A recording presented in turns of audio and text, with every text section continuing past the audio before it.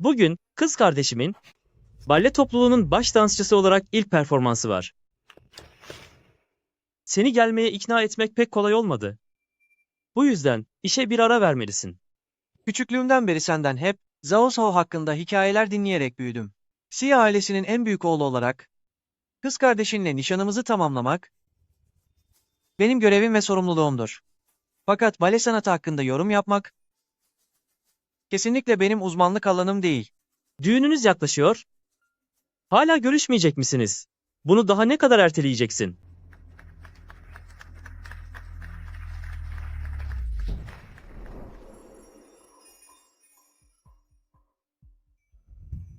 Daha önce bir gün siyah beyaz dünyama bir güneş gibi doğan birinin olabileceğini hiç düşünmemiştim. Fakat o aniden ve hiç beklenmedik bir şekilde hayatıma giriverdi.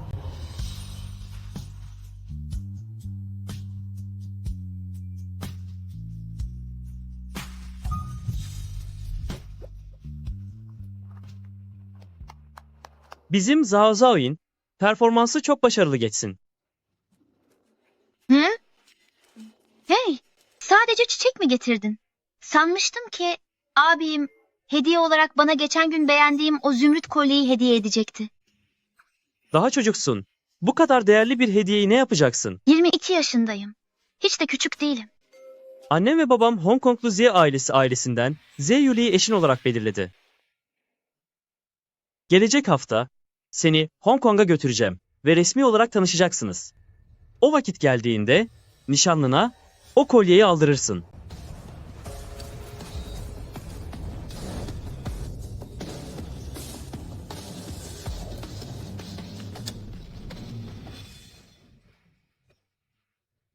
Bu yaşlı adam da nereden çıktı? Resmen benim üzerimden geçiniyorlar. Kesinlikle onunla evlenmeyeceğim.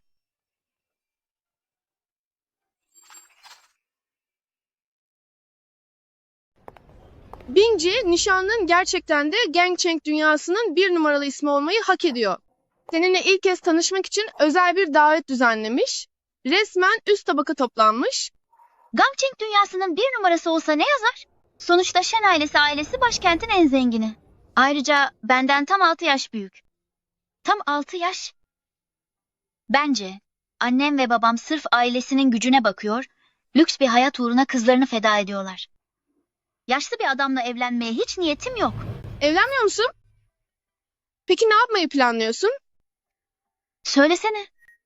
Eğer nişanlım beni bu davette başka bir adama asılırken görürse bu evliliği hala kabul eder mi? Binci, sen aklını mı kaçırdın? Burası Gangcheng. Senin nişanlının evi sayılır.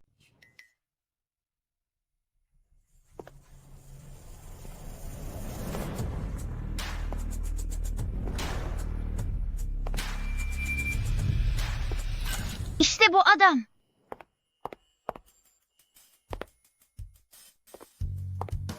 Merhaba.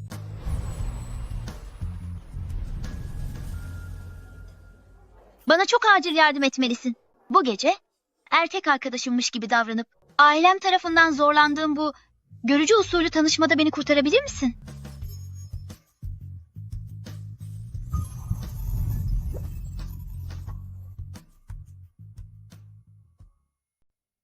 Beni tanımıyor musun? Eğer kabul edersen tanışmış oluruz. Şu görücü usulü evlenmek istediğim adamdan kurtulmama yardım et. Sana 100.000 dolar vereyim. Ne dersin? Nereden bulmuşlar bu yaşlı adamı? Tam bir körpe avcısı. Asla onunla evlenmem. Merak ediyorum. Bu evlenmen beklenen adam nasıl biri?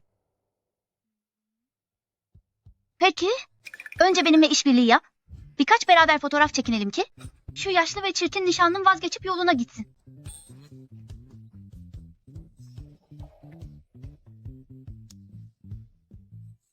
Yaşlı ve çirkin mi? Benden 7 yaş büyük, 30'una dayanmış yaşlı bir adam benimle evlenmek istiyor.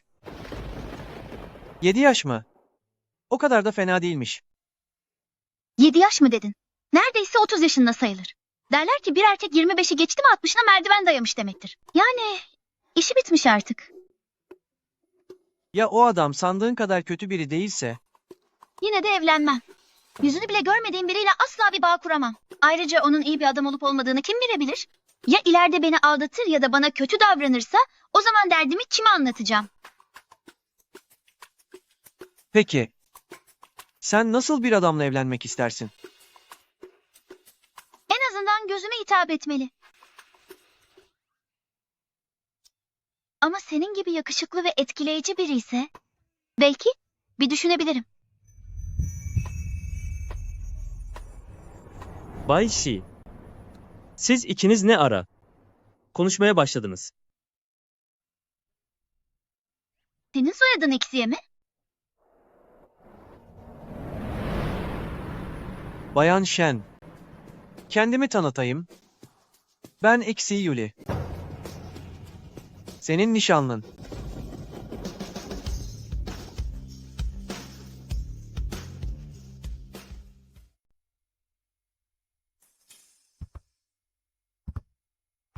Şembinci, az önce ne yaptın sen? Resmen kendi nişanlıma asılmaya çalıştım. Ne yapacağım ben? Cevapları bekliyorum. Durum çok acil. Beni tanıdığın halde neden bana söylemedin? Sen eksiği Yuli müsün? Benimle bilerek mi dalga geçtin? Zhao Sao, Sadece Bayan Shen'in bana ve evlilik anlaşmamıza karşı gerçek tavrının ne olduğunu anlamak istedim. Şimdi öğrenmiş oldun. Akıllıysan eğer bu nişanı kendin bozarsın. neler saçmalıyorsun sen? Fakat az önce Bayan Shen demiştin ki eğer ben olursam bunu düşünecektin. O sadece... Neler oluyor ha? Az önce bu kurnaz adam resmen ağzından laf mı aldı? Bay Zi, lütfen bu küçük kızın boş konuşmalarına bakma. Nişan yapıldı bir kere. Kolay kolay değişmez. Geçen sefer iş yüzünden aceleyle gitmek zorunda kaldım. Bayan Shen için bir tanışma hediyesi getirmeye vaktim olmamıştı. Bugün telafi etmek istiyorum.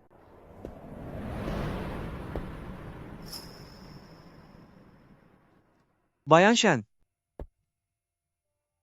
Bunu sana veriyorum.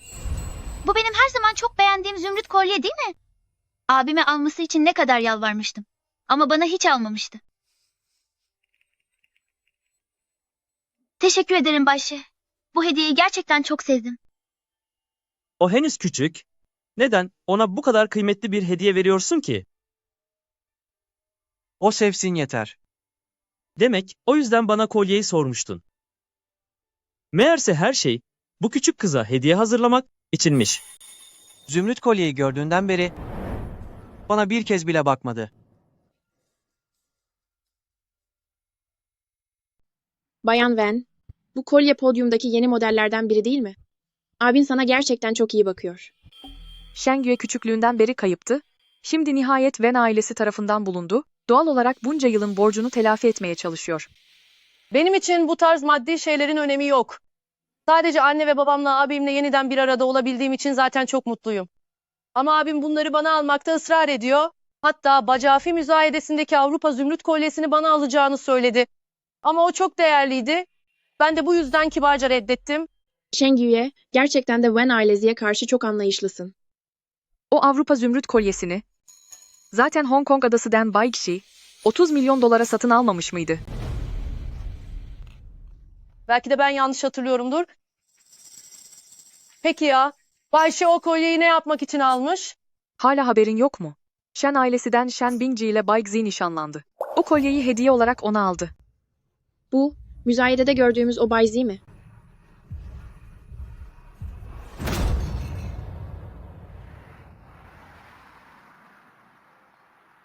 Xie Yuli, bugüne kadar kendi ailesi dışındaki hiçbir kadına hediye göndermemişti. Sen bir ilksin. Nasıl olabilir? İş dünyasında kadınlarla muhatap olmaması nasıl mümkün olabilir ki? O tarz şeyler hep şirket adına gönderiliyordu. Bana özel olması aslında biraz içtenlik gösteriyor. O halde galiba ona bir teşekkür etmem gerekir. Ama bende onun iletişim bilgileri yok ki.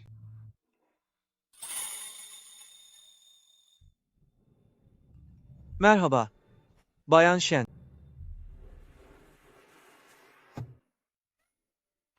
Eyvah, bittim ben.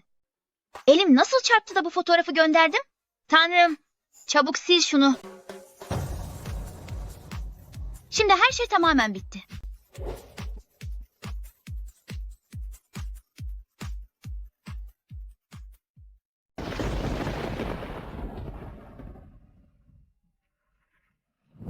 Olabilir. Bir sonraki buluşmamızda kendi gözlerinle görebilirsin. Neden bahsediyorsun? Bu kadar keyifli olan neymiş? Abi, özgürlüğüme müdahale edip durma.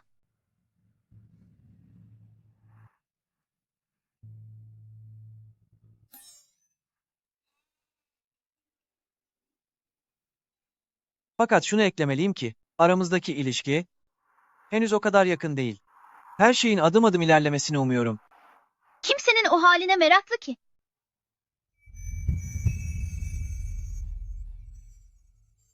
Bak bana gerçekten izin mi verdi? Evet, İkiniz de birbirinizin ilk aşkısınız. İlerlemenizin bu kadar hızlı olmasına şaşırdım. ilk aşk neye yarar ki? Erkeklerin birçok yüzü vardır henüz onun. Doğru kişi olup olmadığından emin değilim. Pekala. Haftaya gösteri var, hazırlıklar nasıl gidiyor? Merak etme. Bir baş dansçının yeteneği tartışmaya kapalıdır. Bu arada Wen Shengyu de bu gösteriye katılacak, biliyor muydun? Neden aniden bizim grubumuza dahil oldu ki? Çünkü o bir taklitçi. Çocukluktan beri dansta, her konuda seninle yarışıp her şeyi elinden almaya çalıştı. Kazanamayınca da ağlayıp zavallı rolü yapardı. Sorun değil. Onunla uğraşamam.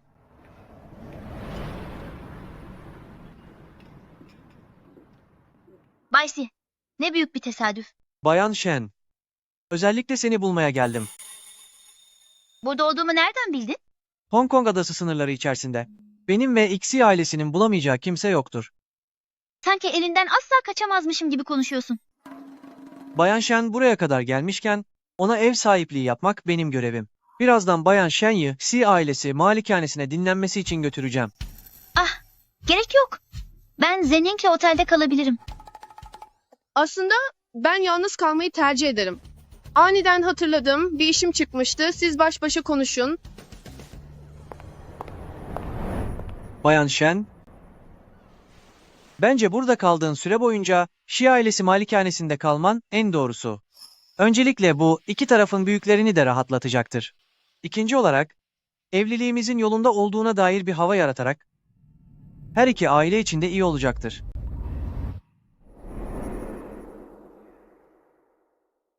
Benimle eve gel.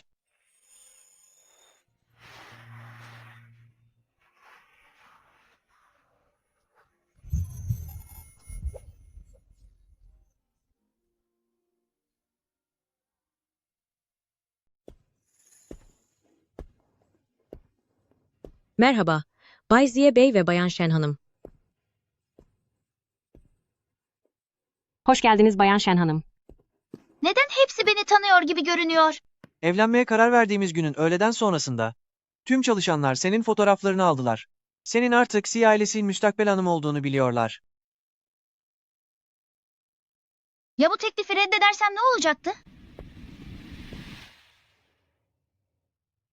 O zaman kabul etmen için bir yol bulurdum. Xi ailesinin prensiplerine göre yapılamayacak hiçbir şey yoktur. Sadece yeterince çabalamayan insanlar vardır. Çabalamak mı? Onun için iki insanın beraber olmasının sebebi duygular değil de sadece aile menfaati için kazanılan bir mücadele mi? Benimle evlenmek, teklif verilmesi gereken bir iş projesi mi? Eğer kaderimizde yoksa ne kadar çabalarsan çaba, yine de asla evet demeyeceğim. Bak Bayan Shen, kader denilen şey de neymiş?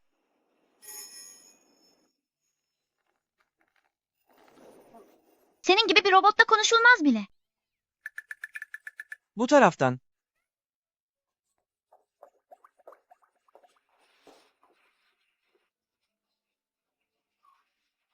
Ah Yuli, bütün gün iş güç peşindesin. Neden daha erken Bayan Shen'i dinlenmesi için eve getirmedin? Benim hatam. Bundan sonra Bayan Shen'ten özür dileyip kendimi affettireceğim.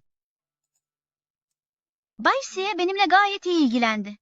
Asıl ben ona daha önce haber vermemiştim. Teyze lütfen onu suçlamayın. Hala neden Bay Si diyorsun? Artık nişanlanmak üzeresiniz. Artık ona Yuli demelisin. Siye Yuli'nin neden hiç sosyal zekası yok?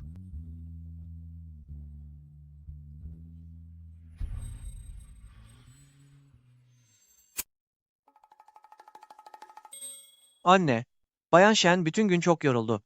Dinlenmesi için onu yukarı çıkarayım. Peki. İyi dinlenin.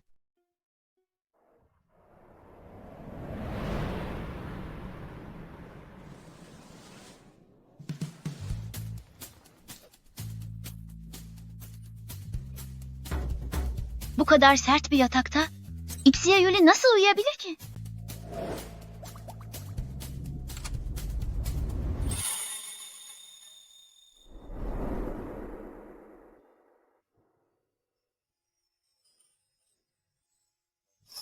Çift pijama takımı mı? Ne oldu? Uyuyamıyorum. Evinizdeki yatak o kadar sert ki doğrudan yerde uyumaktan ne farkı var? Her yerim ağrıyor. Yatak sert mi? Yoksa nişanlım, prenses falan mı? Evet. Senin yatağın da mı böyle? Böyle bir yerde nasıl uyunur? Özür dilerim. Benim hatam. Sert yatakta uyumak, Siyah ailesi ailesinin geleneğidir. Sonraki nesillere her an rehavete kapılmamaları gerektiğini hatırlatır. Yumuşak yatakta ne varmış? Bizim evdekilerin hepsi özel yapım Simmons yatak. İnsan ancak iyi dinlenirse bir iş yapmaya enerjisi olur. Bu kadar sert yatakta yatmak insanın belini kırar. Ixiye ailesinin beli ağrıdan kopacak.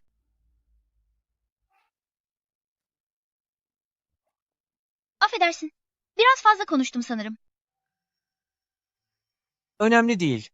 Biraz bekle.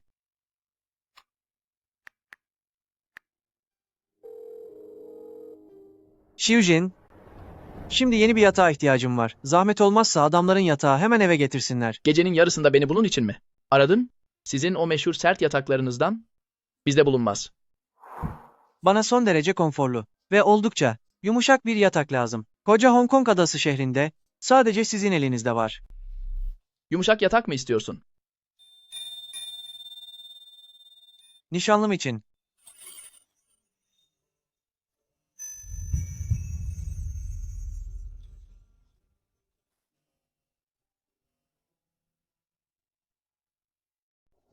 Zaten öyle demiştim.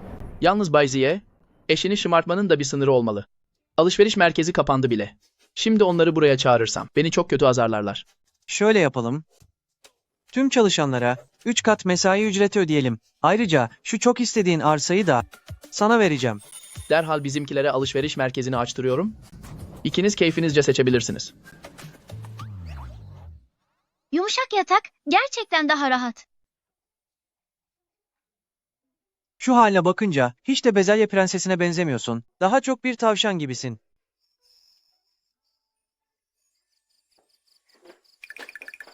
Bayşe, gel benimle beraber bir dene.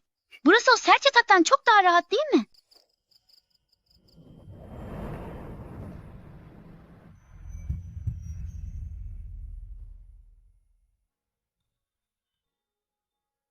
Nasıl sence? Bu yatak, evet, gerçekten çok rahatmış. Bak gördün mü? Bundan sonra ara sıra deneyebilirsin böyle yumuşak yatakta yatmayı. Değil mi?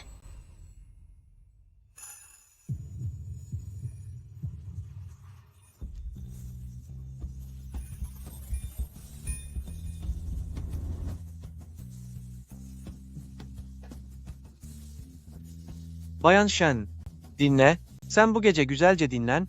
Yarın seni bizzat havaalanına götüreceğim. Pekala.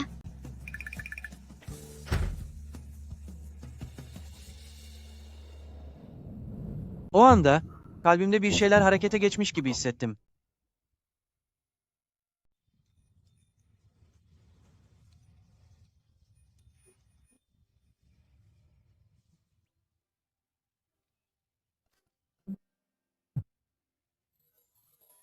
Binci, gündemdesin. Tek kişiye duyduğu aşk için 100 milyarlar saçtı.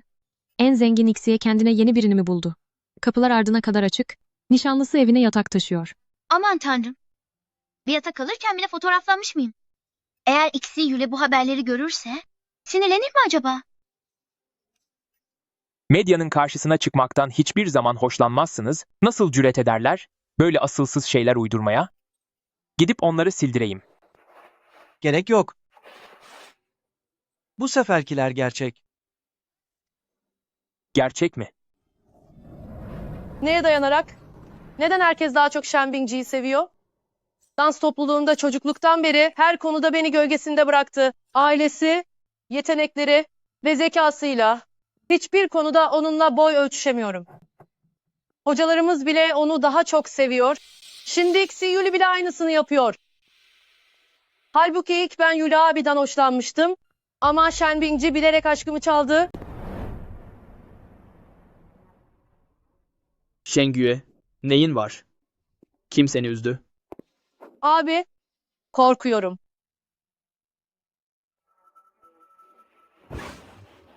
Performans sergilememe az kaldı ve bu sefer Shen Bingji de katılacak. Biliyorsun, o beni öteden beri rakibi olarak görür. Yine o Shen ailesi, ailesinin nüfuzunu kullanarak sıralamamı elimden almasından korkuyorum. Korkma. Eskiden kimsesizken sana karşı eksiklerimiz oldu. Ama artık sen bir Wen ailesi kızısın. Shen ailesi olsa bile kimse senin olanı alamaz. Abi, lütfen benim için Shen ailesiyi karşına alma.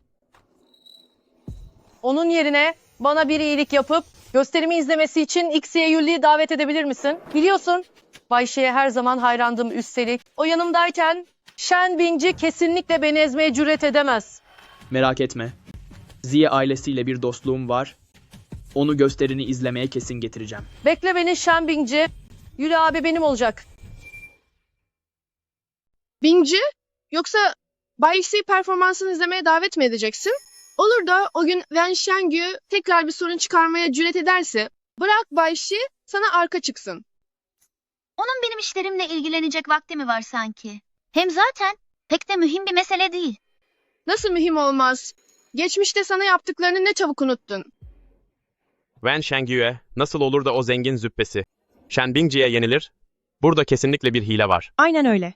Wen Shengyu dans öğrenmek için yurt dışında bulaşık bile yıkadı. O buraya yeteneğiyle tırnaklarını kazıyarak gelip merkez dans grubuya girdi. Yeter. Zenginler gelip yerimizi çalmasın artık. Olacak iş değil. Sahneden in. Sahneden in. Sahneden in. Sahneden in. Tüm başarılarımı kendi çabamla kazandım. Ne söylerlerse söylesinler. Buna izin vermeyeceğim. O halde gerçekten de Bay Xi'yi çağırmalısın. Bırak Bay Xi ona haddini bildirsin. Hadi ama. Valizler hazırlandı. Sizi uçağa ben götüreceğim.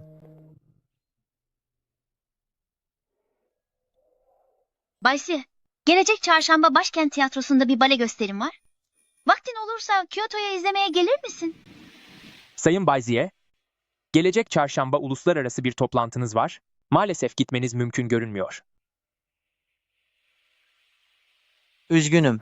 Sayın Bayan Shen, Bay Shi'ye planlanan çalışma takvimini asla değiştirmez. Dün çok nazikti. Gider gitmez gerçek yüzünü gösterdi. Neyse, sonuçta bu sadece bir mantık evliliği. Ondan çok bir şey bekleyemem. Sorun değil. Benim performansımın biletleri kapış kapış gidiyor. Baysi gelmezse bu kendi kaybı olur. Belki bir dahaki sefere tekrar davet ederim. Acaba onu hayal kırıklığına mı uğrattım?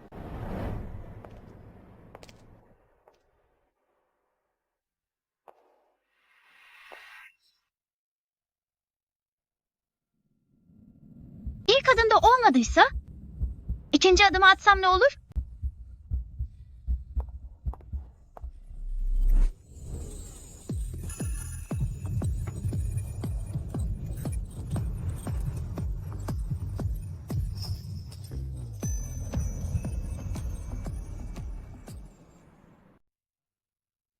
Sen ne yapıyorsun? Birazcık sarılmaktan ne çıkar? Sen şu an benim anlaşmalı nişanlımsın. Büyüklerimizin içini rahatlatmak için. Bana ayak uydurman gerekmez mi?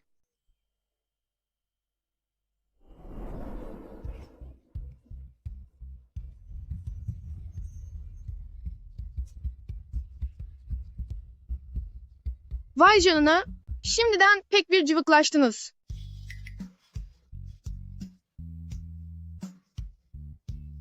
Öyleyse hoşça kal, nişanlım. Görüşürüz. Zhao. Kim? Neden bana takma adımla hitap etti ki? Üstelik sesi de kulağa çok hoş geliyordu.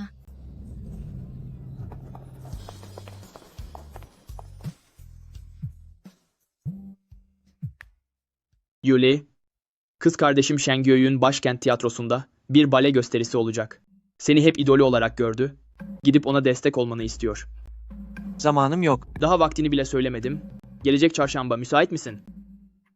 Gelecek çarşamba Shen Bingji ile aynı gösteri saatinde. Şengüye küçükken kaybolmuştu. Daha yeni bulabildik. Sen benim kardeşimsin. Bu yüzden o da senin öz kardeşin sayılır. Eğer birileri ona kötü davranırsa lütfen onun arkasında dur. Shen Bingji'yi araştırırken yanında adı Wen Shengyu olan biri var mıydı? Evet, internet haberlerine göre Bayan Shen sürekli Wen Shengyu'ya saldırıyormuş. Gelecek çarşamba günkü toplantılarımı iptal et. Başkente gideceğim.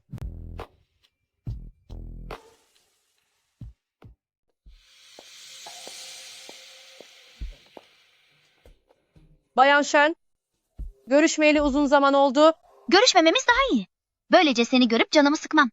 Bayan Shen, ailenin nüfuzuna güvenerek elde ettiğim bu başrolü bugün kendi ellerimle geri alacağım. Umarım bu sefer benimle dürüstçe rekabet edebilirsin. Kaybettikten sonra ağlayıp sızlanmak, etrafta benim hakkımda zorba olduğuma dair dedikodular yaymak ya da dans topluluğunu kışkırtıp beni dışlamak gibi. Ucuz yollara başvurmazsın. Sıradaki yarışmacı hazırlansın lütfen.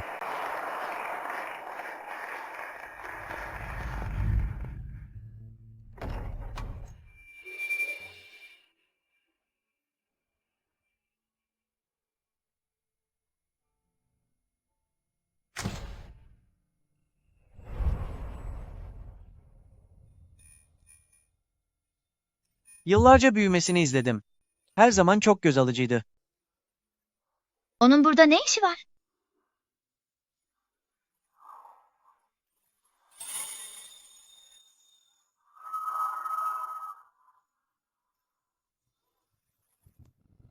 Bay Ziye Bey, bunlar Wen Shengyu hakkındaki tüm belgeler.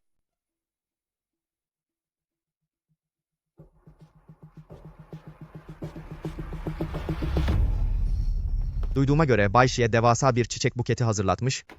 Birazdan oyuncuları tebrik etmek için sahne arkasına gelecekmiş. Buraya mı geliyor? Şengüe, beklemezdim ama meğer söylediklerin doğruymuş. Gerçekten de Bay Xiu seni izlemesi için buraya mı getirdin? Baysi sırf beni görmek için uçup geldi. Ne kadar da düşünceli. Bana bugün çok önemli toplantıları olduğunu ve gelemeyeceğini söylememiş miydi? Bay Ziye Bey baş dansçı, Shen'in nişanlısı değil mi? Getirdiği o çiçekler kesinlikle baş dansçı Shen içindir. Sadece bir aile anlaşması değil mi? Ortada gerçek sevgi var mı kim bilir? Bayşi başta gerçekten zaman olmadığını söylemişti. Ancak abimle araları çok iyidir. Abim onu özellikle benim gösterim için davet etti. Ama bir de özel olarak çiçek hazırlatacağını hiç tahmin etmemiştim. Baş dansçı Shen. Ne oldu? Yoksa sen onu gösterini izlemesi için davet etmedin mi? Ya da belki sen çağırdın da o gelmek mi istemedi? Gördün mü? Ne demiştim ama. Alt tarafı bir mantık evliliği. Anlaşılan Bay Xie'ün baş dansçı Shen için en ufak bir hissi bile yok. Vah vah. Desene baş dansçı Shen boşu boşuna ümitlenmiş.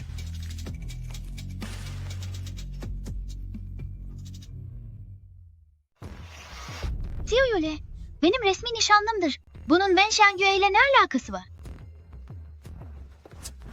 Bayan Shen, kabullenemediğini biliyorum. Yuli abi benden hoşlanıyor ancak gerçekler bunlar. Sizinki sadece ailelerin zoruyla olan bir evlilik. Dışarıya karşı oyun oynamayı bırak artık. Kim bilir, kalbinde gerçekten sana yer var mı? Bayan Wen, hem yetenekli hem güzel. Gerçekten Bay Xi'ye layık. Onun gibi seçkin birinin yanında. Baş dansçı Shen, sadece ailesinin gücüne dayanarak Bayan Wen'in yerini çaldı. Bay Ziye, muhtemelen böyle birine dönüp bakmaz bile değil mi? Ben asla hiçbirine zorbalık yapmadım. Başrol koltuğunu da zorla kimseden almadım. Bunların hepsi sadece Wen Shengyu'nun kendi uydurduğu yalanlar. Bayan Shen, bana öfkeliysen hıncını benden çıkar ama ne olur başkalarını zor durumda bırakma. Benim yüzümden Bayan Shen'i karşına alma. Eğer o nüfuzunu kullanarak size zorbalık yaparsa çok suçluluk duyarım. Seni gide. Bayan Wen, korkma. Eğer buna cüret ederse Bay Zi'yi çağırırız ve herkesin önünde onunla yüzleşiriz. Tamam, iyiliğimi düşündüğünüzü biliyorum. Ancak bugün Bay Z gösterimi izlemeye geldi. Olay çıksın istemiyorum, ona zahmet vermek istemem. Onu asıl ben davet ettim. Burada ortalığı karıştırmayı bırak. Teklifini kabul etti mi peki? Ben onu davet ettiğimde hiç düşünmeden hemen kabul etmişti. Gerçekten Wen Shengü'nün teklifini kabul etmiş olabilir mi? İşi yok muydu onun? Belki de birdenbire vakti olduğu için teklifini kabul etmiştir. Hala nasıl vazgeçmiyorsun? Herkes bana değer verdiği sürece başrol koltuğu eninde sonunda benim olacak. Seninle Yuli abi ise tamamen farklı dünyaların insanlarısınız. Birazdan göreceğiz gerçekten kimin yanına gideceğini.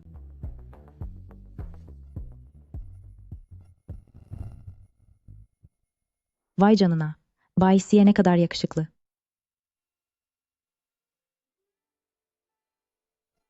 Yuli abi, performansımı izlemeye geldiğin ve bu çiçekleri getirdiğin için teşekkür ederim. Gerçekten beni izlemeye gelmedi mi? Doğru ya. Beni zaten yüzüme karşı reddetmişti. İşlerimi ayarlamak için vaktim yok diyordu. Ama Wen Shengyu için burada belirdi. Peki ya reddetmem gerekirse ne yaparım? O zaman kabul etmen için bir yol buluruz. Benim yani Xi ailesinin prensibi yapılamayacak bir şeyin olmamasıdır. Sadece yeterince çabalamayan insanlar vardır. Sadece iş için bir evlilik bu. Gerçek sevgi bulunması en imkansız şey.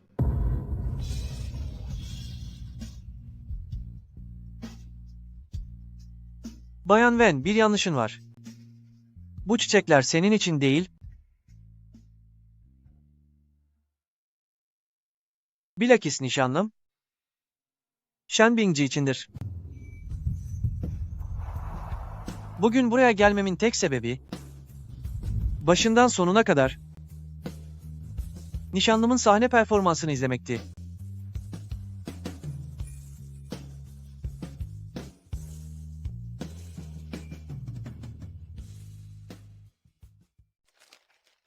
Bingji, az önceki performansın mükemmeldi.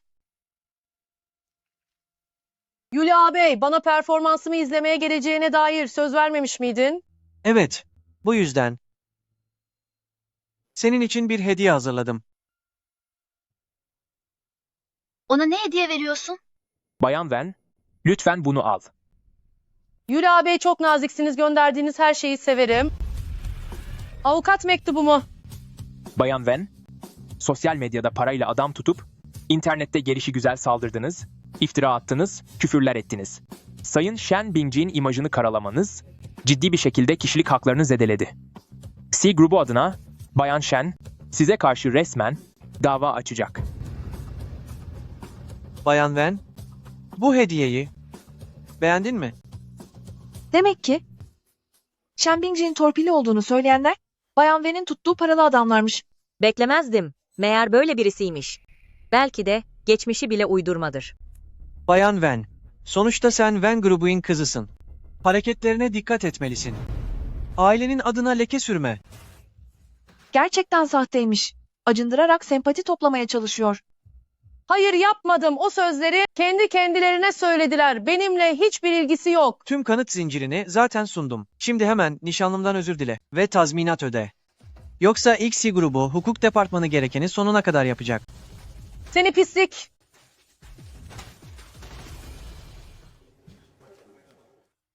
Öfken geçti mi? Heh. O halde artık bana kızgın olma. Hepsi ayrı mesele.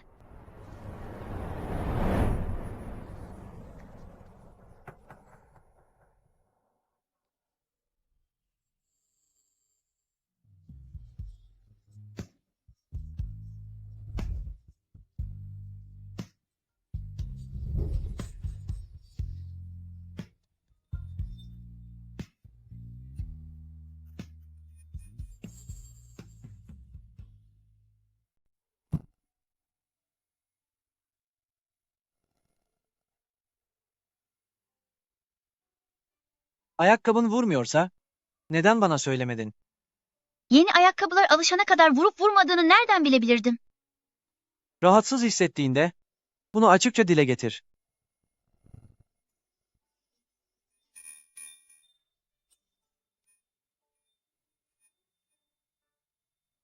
zaman sana bir şey sorayım. Gerçekten Wen Shengyue gösteriye geleceğine dair söz mü verdin? Tam olarak öyle değil. Ben onun ağabeyine söz verdim. Çünkü araştırmalarıma göre aranızda bazı meseleler varmış. Senin haksızlığa uğramandan korktum. Eğer geleceksen, neden bana daha önce söylemedin boşu boşuna? Sinirlenmiş oldum. Aslında niyetim sana bir sürpriz yapmaktı. Ama görünüşe göre bu bir kabusa dönüştü. Hepsi benim hatam. O kadar samimi davranıyor ki bu durum sanki boş yere huysuzluk ediyormuşum gibi gösteriyor. Artık kızgın değilim. Hadi kalk lütfen.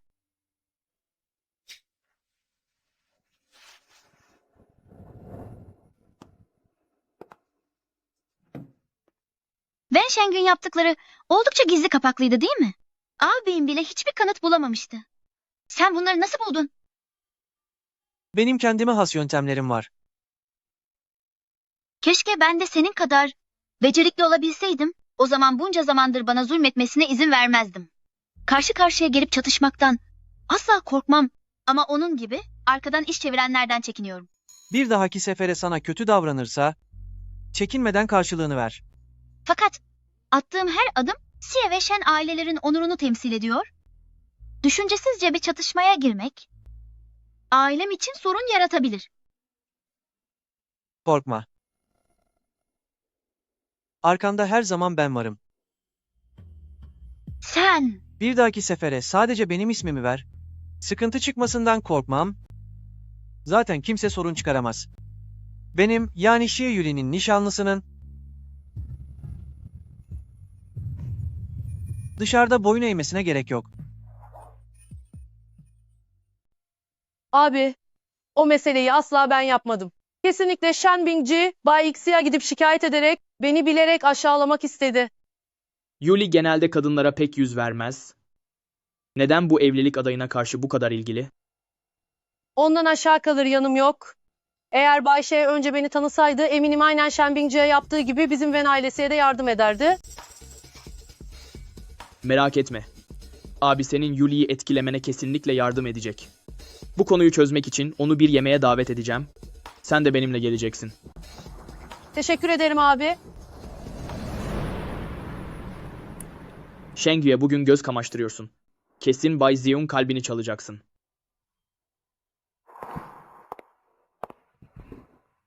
Ben Bay Shi ile sözleşmiştim. Bayan Shen sen neden davet edilmeden geldin? onu çağırma sebebin benden özür dilemek için değil miydi? Öyleyse ben neden gelmeyeyim? O gün tiyatroda olanlardan mı bahsediyorsun?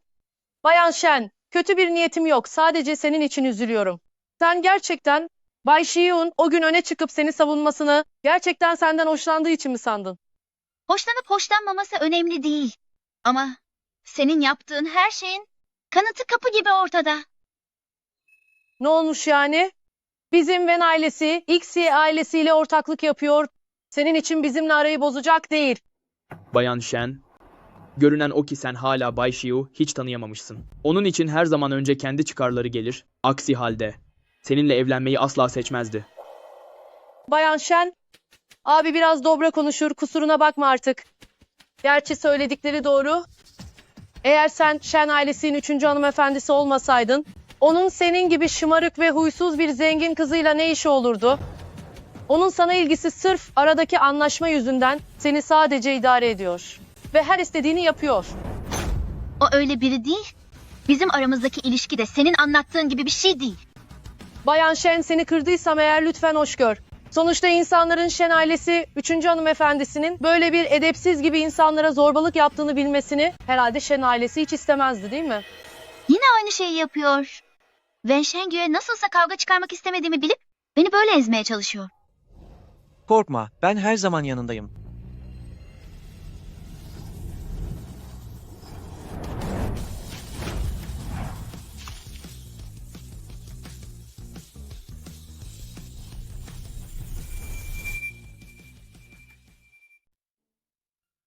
Bayan Shen özür dilerim. Öfken dindiği sürece ne istersen yapmaya hazırım. O da mı benim? Wen Shengyu'ya zorbalık yaptığımı düşünüyor. Yule, lütfen açıklamama izin ver. Açıklamaya gerek yok. Gül abi, Bayan Shen fazla şımartılmış. Bu yüzden biraz asabi olması normal. Lütfen onu suçlama. Ne gerekirse katlanmaya hazırım. Onu elbette suçlamayacağım. Lütfen bana inan. Bu kadar sinirlendiğine göre gerçekten haksızlığa uğramış olmalısın. Ben yanındayım. Hıncını nasıl çıkarmak istiyorsan öyle yapabilirsin. Bay Ziye, sırf Shen ailesiye yaranmak için bu kadarına katlanmana hiç gerek var mı? Siz Xie ailesi olarak saygınlığınızı hiç mi umursamıyorsunuz? Nişanlımın haksızlığa uğramasına izin vermek, asıl o zaman X ailesi için bir utanç olur.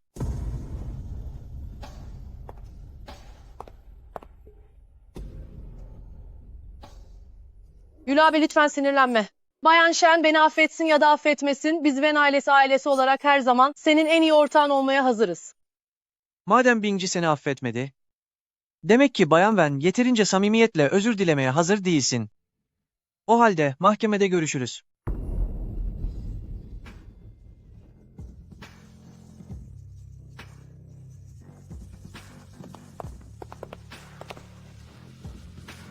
Bugünden itibaren Xie ailesi ve Wen ailesi arasındaki tüm işbirlikleri iptal edilmiştir.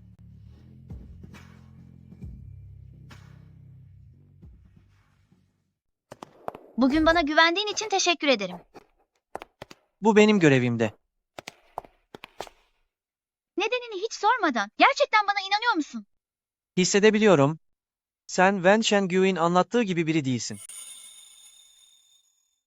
O zaman güvenine teşekkür etmek için lütfen sana ev sahipliği yapmama, seni başkentte gezdirmeme. Ne dersin? Her yere baktık. Anladım. Bayan Shen, üzgünüm. Çok acil bir işim çıktı. Sorun değil.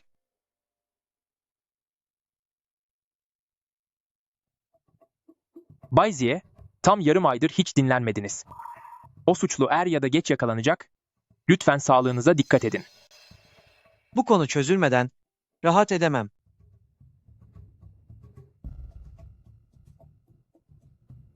Peki. Hala bildiğim bir yer var. Siz. Bay Si, bir robot bile olsan dinlenmeye ihtiyacım var. Vakit nakittir. Birazcık ihmalkarlık bile en iyi fırsatı kaçırmamıza neden olur. O kadar da emin olma. Bayan Shen, başka bir fikrin mi var?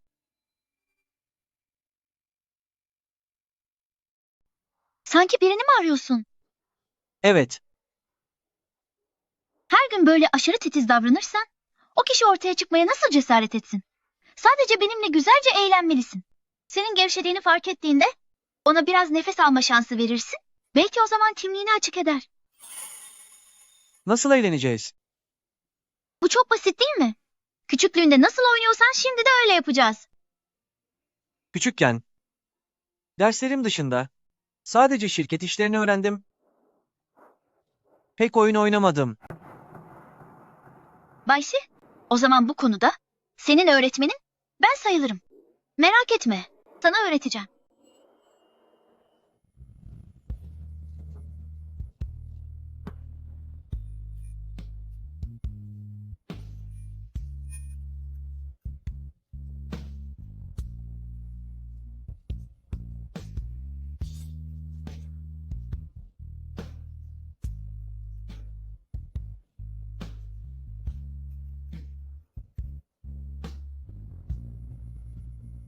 Bay Şi'nin incelemesi gereken belgeler var. Onları bana ver. Birazdan kendisine ileteceğim. Uzun zamandır Bay Ziye'yi hiç bu kadar rahatlamış görmemiştim.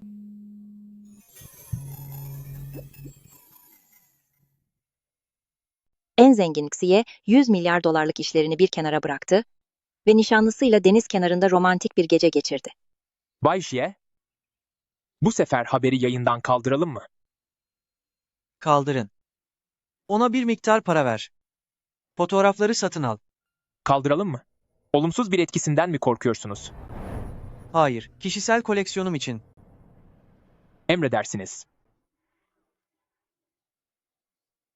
Yine yeni bir parça mı aldın? Dünyanın en değerli hazinesini. Ha? O zaman benim hediyem biraz sönük kalmayacak mı? Benim için bir hediyen mi var? Kendi tasarımım olan kol düğmeleri. Sana vermek istiyorum.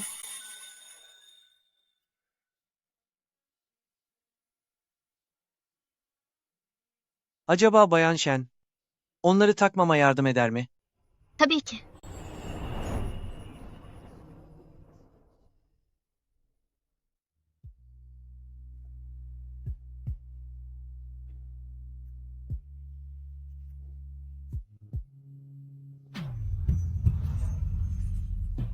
İşte taktım.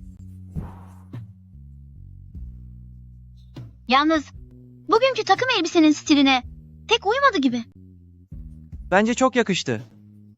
Beğendiğine sevindim.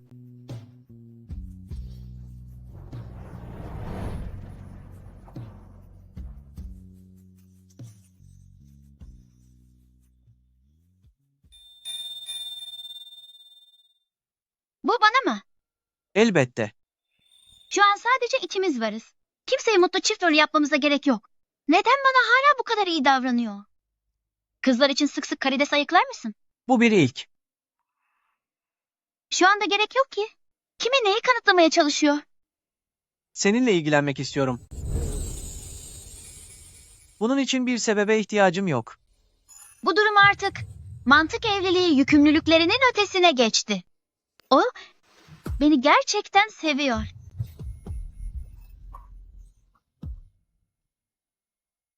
Sayın Shen, geçen hafta yeni bir arazi geliştirdiğinizi duydum. Projeniz eminim çok harikadır değil mi? Sadece küçük bir iş işte. Sayın Shen çok mütevazısınız. Geçen hafta ben de tam bir özel yat almıştım. Birlikte biraz eğlenmeye ne dersiniz? Bay Ziye, düğmeniz çok şık görünüyor. Nişanlınızın hediyesi mi? Evet, kendi elleriyle benim için tasarladı. Hanımefendi gerçekten çok marifetliymiş. Bay Siye ve Bayan Shen birbirleri için yaratılmış bir çift. Bay Siye. Alt tarafı bir kol düğmesi. Bu kadar hava atmaya değer mi?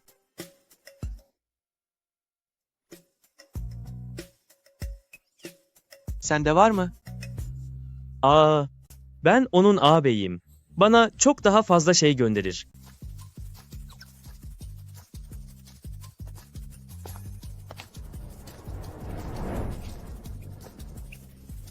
Gerçekten böyle mi söyledi? Senin ağabeyinim ama neden daha önce benim için böyle kol düğmesi tasarlamadın? En kısa sürede yapacağım. Mutlaka yapacağım. Kocayı buldu, abiyi unuttu.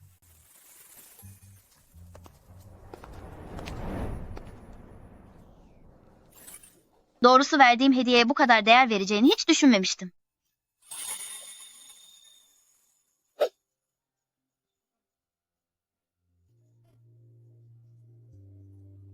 Alo? Beni neden aradın? Bayan Shen, hafta sonu müsait misin? Seni Hong Kong adası gezmeye davet etmek istiyorum. Bu bizim ilk randevumuz olur.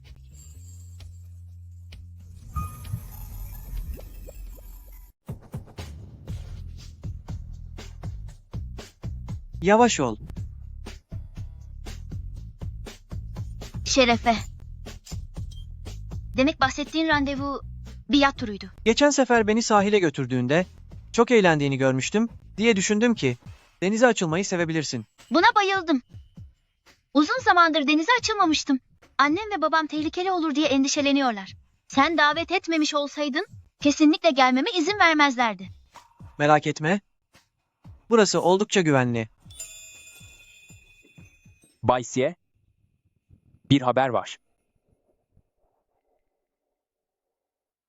Sen işine bak. Merak etme. Kendi başıma eğlenebilirim. Tamam.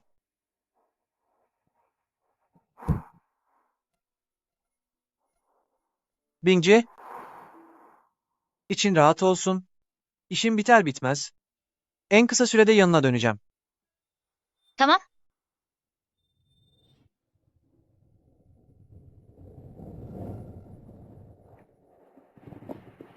Neler oluyor? Bay Ziye, açık denizdeyken hain Li Rui'yi yakaladık ve onu anında yata getirdik. Bingji hala gemideyken. Onu buraya nasıl getirebilirsin? Haklısınız. Bu sefer benim ihmalim oldu. Ancak Bay Ji, bu durum tam olarak Bayan Shen'ün dediği gibi gelişti. Lirui muhtemelen sizin son zamanlarda dikkatinizi gevşettiğinizi fark etti ve bu yüzden ortaya çıktı. Elinde kaçırdığı çok önemli veriler var. Bu fırsat bir daha gelmezdi. Onu yakalamaktan başka şansımız yoktu. Onu bizzat sorgulayacağım. Bunun sakın Bingji'ye yansımasına izin verme. Anlaşıldı.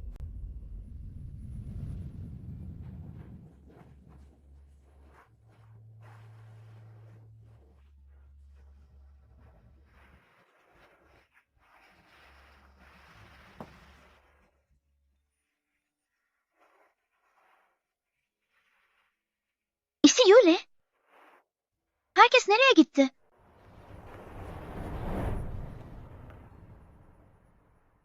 Ah,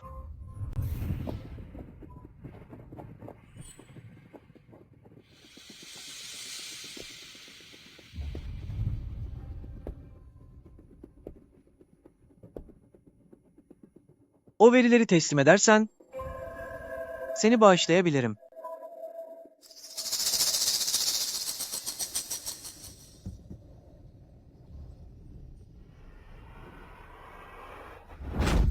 Bay Zi, ben sadece evimi geçindirmek için birkaç veri sattım o kadar. 3, Lütfen karım ve çocuğum hatırına canımı bağışla.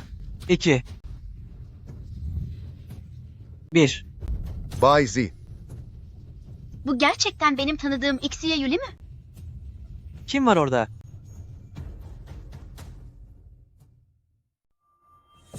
Kim var orada?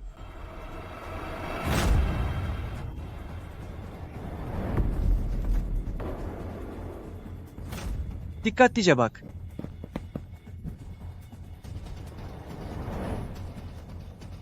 Bingji. Bingji.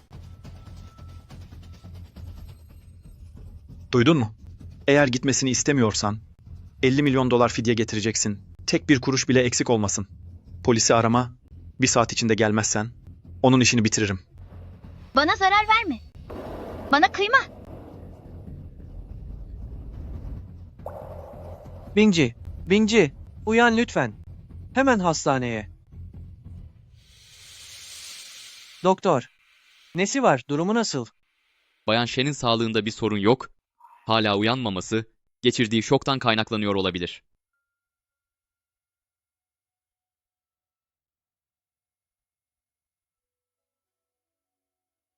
Bingji. Uyandın demek. Lütfen. Bana dokunma. Benim, Siye Yuli benim, nişanlınım. Yapma. Git buradan. Uzaklaş benden. Tamam gidiyorum. Hepimiz çıkıyoruz. Korkma sakın. Git.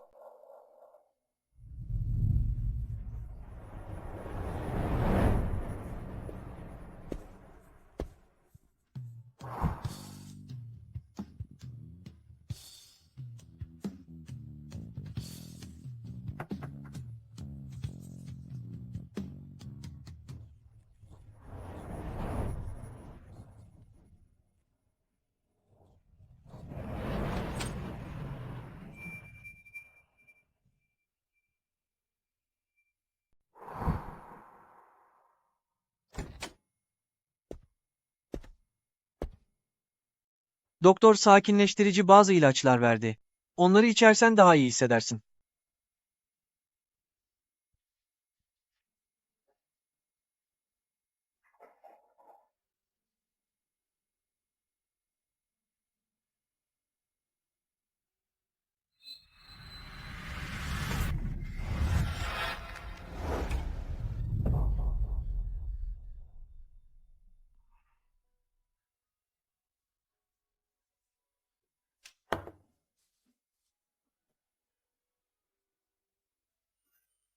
Bingji, şu an güvendesin.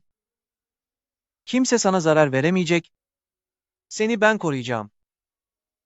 Tehlikeli. Tehlike nerede?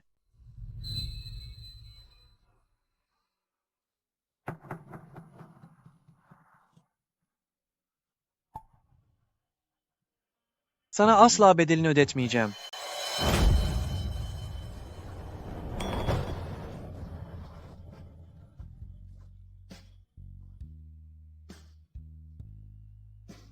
Bay J, Bayan Shen küçüklüğünde benzer bir olay yaşamış, az önce tekrar korkunca bu durum bir stres sendromuna yol açmış.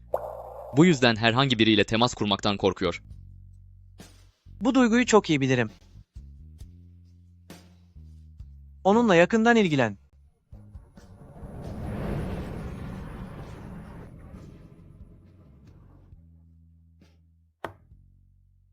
Bayan Shen, genç Bay Xie ile ilk karşılaştığımız zamanı, daha 14 yaşında olduğu zamanı hatırlıyorum. Vücudunda pek çok yara vardı. Duyduğuma göre Xie ailesi, ailesinin üyeleri tarafından zorla götürülmüş. Yapayalnız kalmasına rağmen, Güneydoğu Asya'daki bir bölgeden kaçmayı başarmış.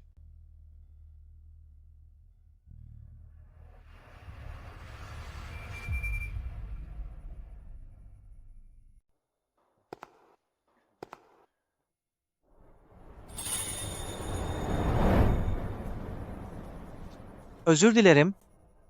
Bu benim hatamdı. Seni bir kez daha incittiğim için üzgünüm.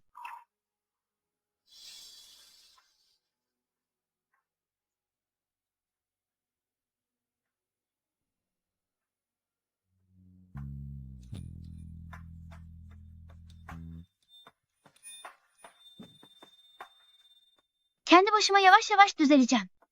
Kendini suçlama.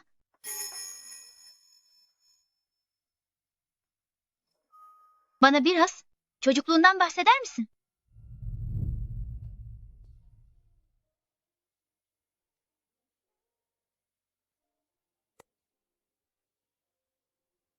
Benim geçmişimdekileri muhtemelen dinlemek istemezsin. Duymak istiyorum. Sen artık benim geçmişimi biliyorsun. Ben de senin geçmişini bilmek istiyorum. Ben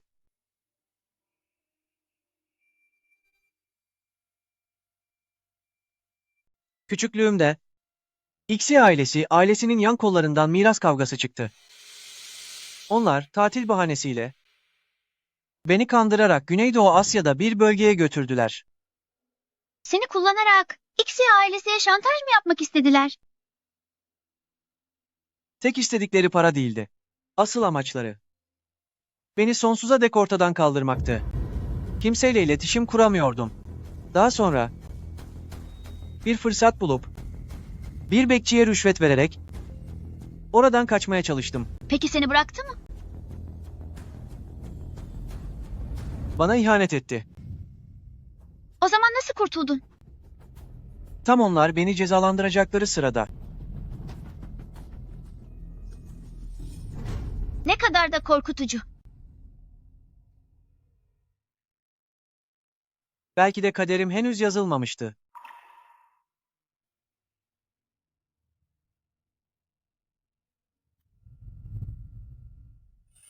Bingci, artık geçmişimdeki her şeyi öğrendin. Hala benimle. Nişanını devam ettirmek istiyor musun?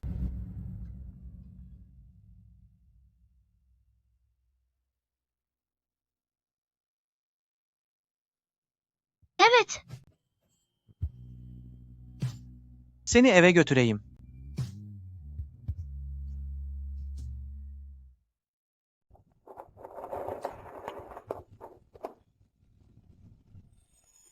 Yatak konusunda bu kadar seçici biri, nasıl oldu da araba camına yaslanıp uyuyakaldı? Görünüşe göre gerçekten çok yorulmuş.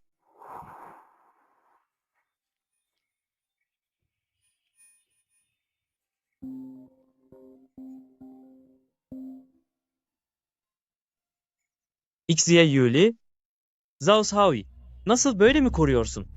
Nasıl olur da korkup bayılmasına izin verirsin? Jinbei, bu konu tamamen benim hatam. Zaten şu an Shen ailesi yolundayım. Yüz yüze geldiğimizde sana, amca ve teyzeye mutlaka bir açıklama yapacağım. Hepsi senin suçun değil. İçin rahat olsun. Annemle babamın seni incitmesine izin vermeyeceğim.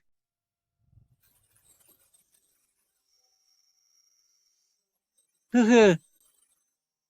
Affedilmeyi dilemek için tüm samimiyetimi onlara göstereceğim.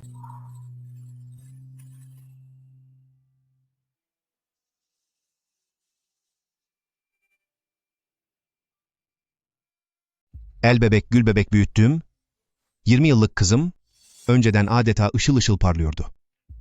Seninle deniz kenarına gitti ve geri döndüğünde bu hale geldi. Üstelik yaralanmış. Bu sorumluluğun altından nasıl kalkacaksın? Amca, teyze, Bingci benim yanımdayken yaralandı. Ona iyi bakamadım. Bu konuda kendimi affetmiyorum. Kimseden beni affetmesini beklemiyorum. Her türlü sonucu ve cezayı kabullenmeye hazırım.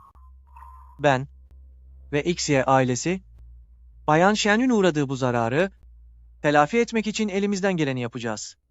Canım Zao Zao kızım. Küçükken bir suçlu tarafından zorla götürülmüştü. O zamandan beri travması var. Bu yüzden bunca yıl onu asla tek başına uzaklara göndermeye cesaret edemedik. Hangi tazminat olursa olsun onun içindeki bu yaraları sarmaya yetmez. Anne, bu olanlar aslında sadece bir kazaydı. Tamamen onun suçu değil. Hem bakın, başıma kötü bir şey de gelmedi ya. Bu seferki bir kazaydı.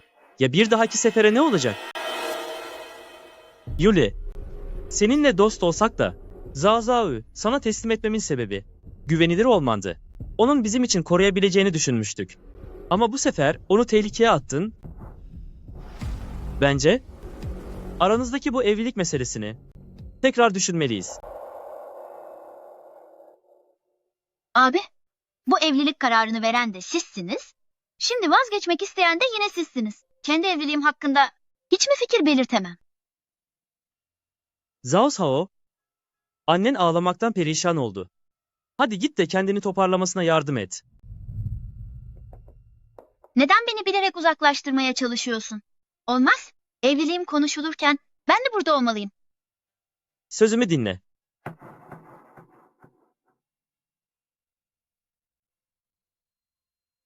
Tamam artık. Bingci, sen git. Ben her şeyi halledeceğim. Ama onlarla tek başına yüzleşmek zorunda kalacaksın. Sorun değil. Sözümü dinle.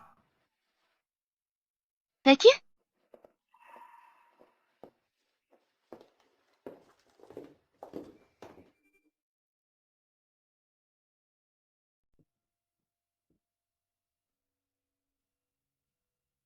O artık senin sözünü daha çok dinliyor sanki.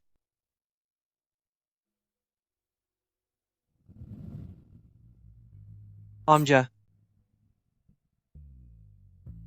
Yaşanan bu durum için gerçekten çok üzgünüm. Fakat evlilik anlaşması konusunda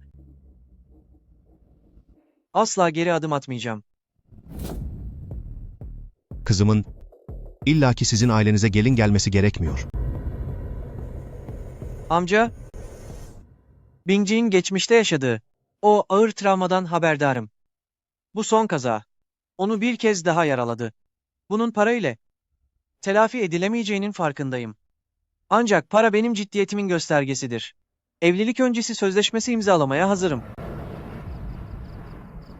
Diğer şartlar konusuna gelince, Bayan Shen dilediği zaman talepte bulunabilir. Hepsini kabul edeceğim. Sen ciddi misin? Amca, ben Xie Yuli. Sözünün eri bir adamım. Hayatım boyunca yalnızca Shen Bingci tek eşim olacak. Ömrümü onu el üstünde tutmaya adayacağım. Bir daha hiçbir şekilde incinmesine izin vermeyeceğim.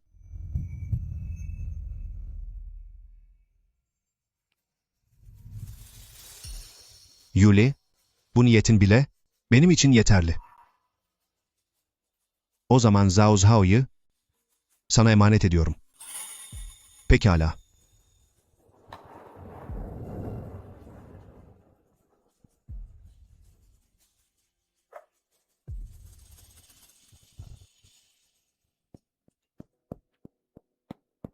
Nasıl oldun?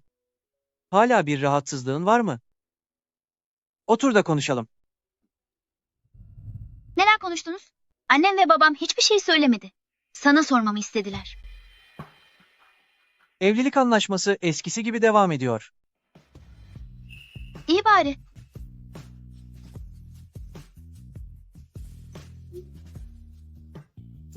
Demek istediğim, aileler arası ittifak her şeyden önemli. Başımıza gelen bu ufak tefek şeyler yüzünden bozulmamalıydı zaten. Bingci. Gel seninle. Bir evlilik sözleşmesi imzalayalım. Mantık evliliklerinde tarafların çıkarlarını korumak için genelde imzalanır zaten. Ama o yollarını benimle bu kadar kesin mi ayırmak istiyor yani?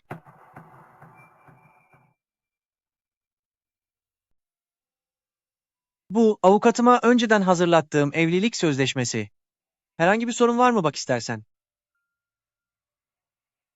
Bunu mutlaka imzalamam gerekiyor mu? Mutlaka imzalaman gerek.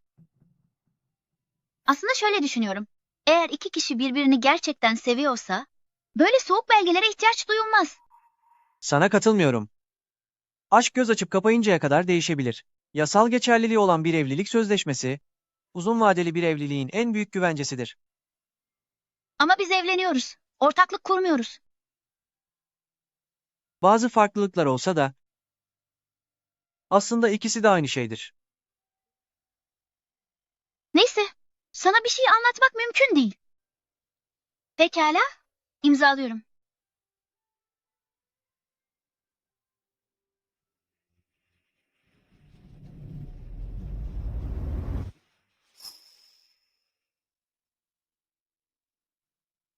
Ancak maddi teminat benim tavrımı yansıtıyor. Evlilik sözleşmesini imzalamak istiyorum. Çünkü kişisel tüm mal varlığımı Matmazel Shen Bingji'ye devrediyorum. Xi ailesinin yöneticisi olarak gelecekte tüm mal varlığımın tek mirasçısı yalnızca o olacak. Tüm mal varlığını kendi üzerine mi geçirdin? Bu hem korkularını telafi etmek hem de seninle evlenmedeki samimiyetimin bir göstergesi. Diğer insanların evlilik anlaşmaları genellikle karşılıklı kazanç için yapılır. Bay C, nasıl böyle kar getirmeyen bir işe razı olabilirsin? Seninle evlenmek bir iş değil. O yüzden neden bir kayıp olsun ki? Yani onun korumaya çalıştığı en başından beri sadece bendim.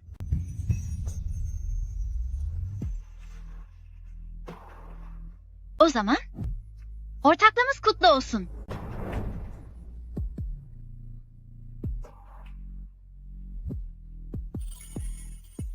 Nişanımız kutlu olsun.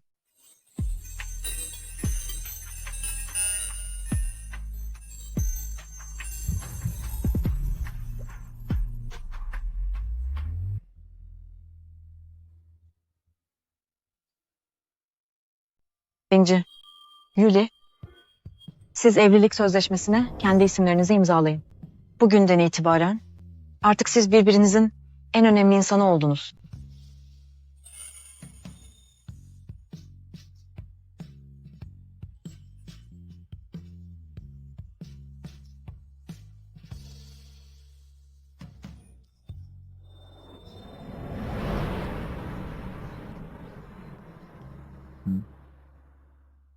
Bunu sakla. Bu bizim birbirimize sözümüzdür. Tamam. Bay X'i. Hala mı Bay C diyorsun? Yuli. Öp onu, öp onu, öp onu. Çocuklar, gürültü yapıp ortalığı karıştırmayın. Aman be. Bu kadar insanın önünde çok utanç verici olur.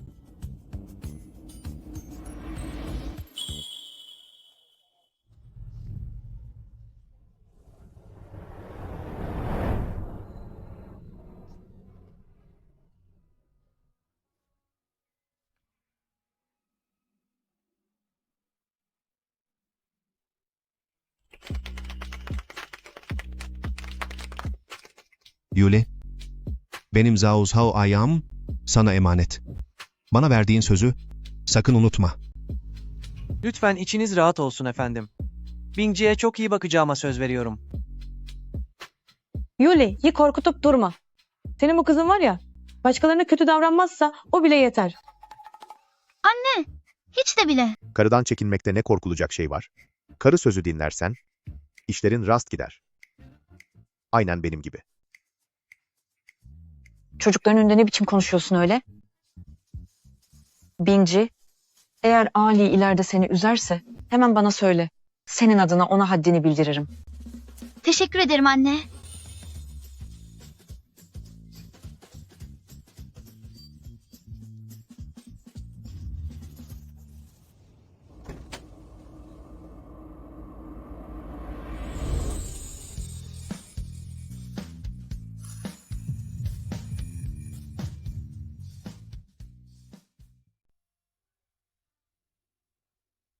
Üzgünüm. Hemen dışarı çıkıyorum.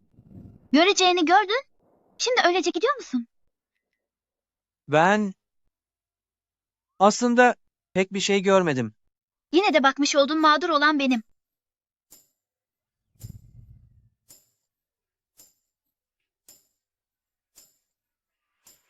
Peki seni nasıl telafi etmeliyim? Madem bana baktın, o zaman adaleti sağlamak için benim de sana bakmam gerekmez mi? Pekala.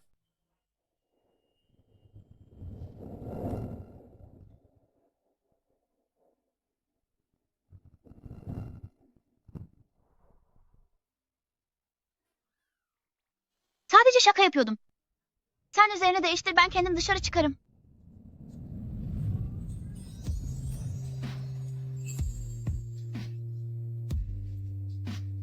Sözünden dönmek yok. Dikkatli bakmalısın.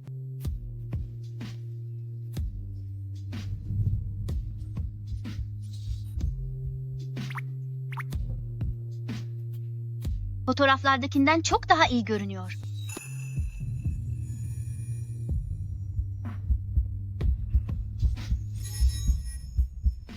Yeterince baktın mı?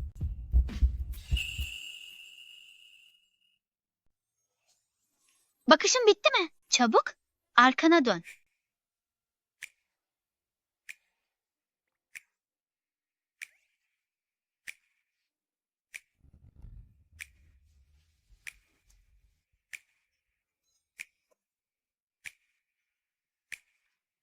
Bingci, bu gece burada mı uyumak istiyorsun?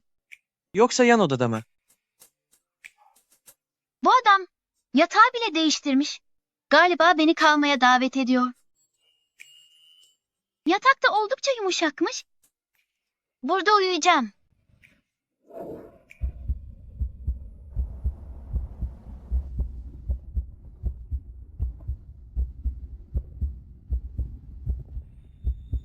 İyi geceler.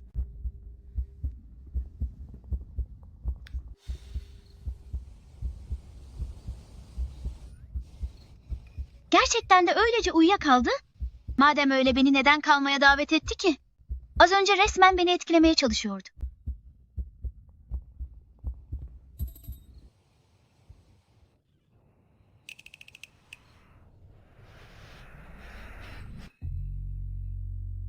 Sen.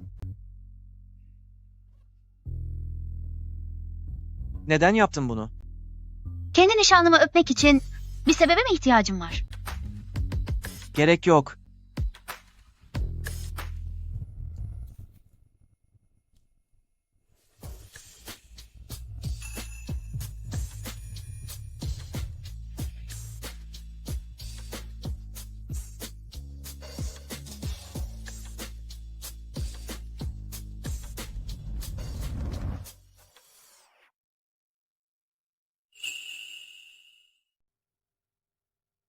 Ben seni korkuttum mu?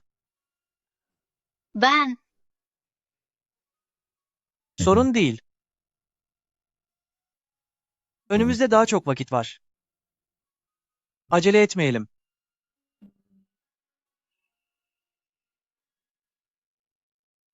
İyi geceler. İyi geceler.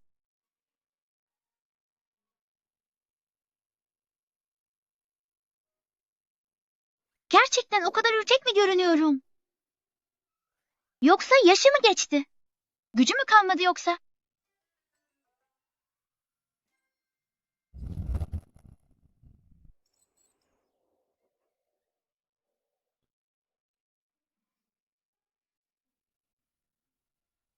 Yuli daha önceden hiç kız arkadaş edinmemişti. Duygusuzun teki olduğunu sanmıştım. Ama görünüşe göre oldukça düşünceliymiş. Yule, bana her zaman çok iyi baktı. Sana iyi bakmak benim en temel görevim.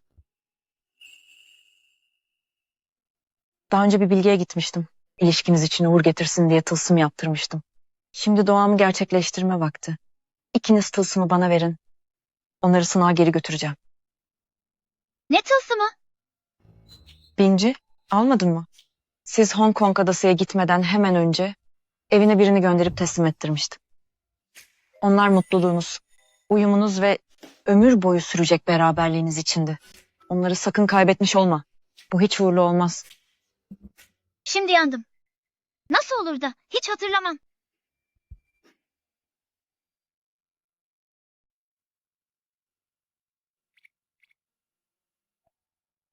Önce çocuk yemeğini yesin.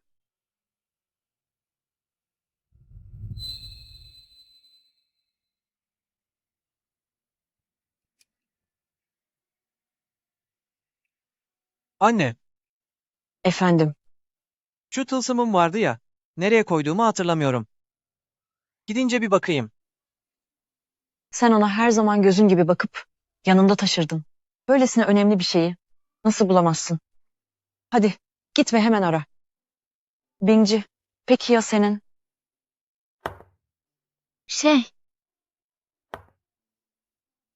Gördün mü?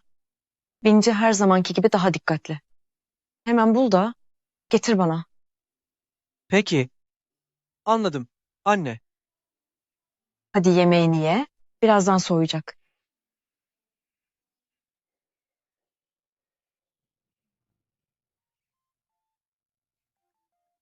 Özür dilerim.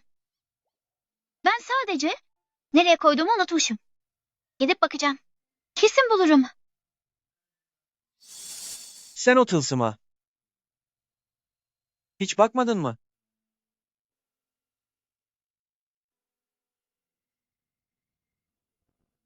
Üzgünüm. Eksi Yuli. Böyle olsun istememiştim. Hatırladığım kadarıyla annem onu bana verdiğinde yatak başucuna öylece koymuştum. Sonra sanki çöp kutusuna düşmüş gibi.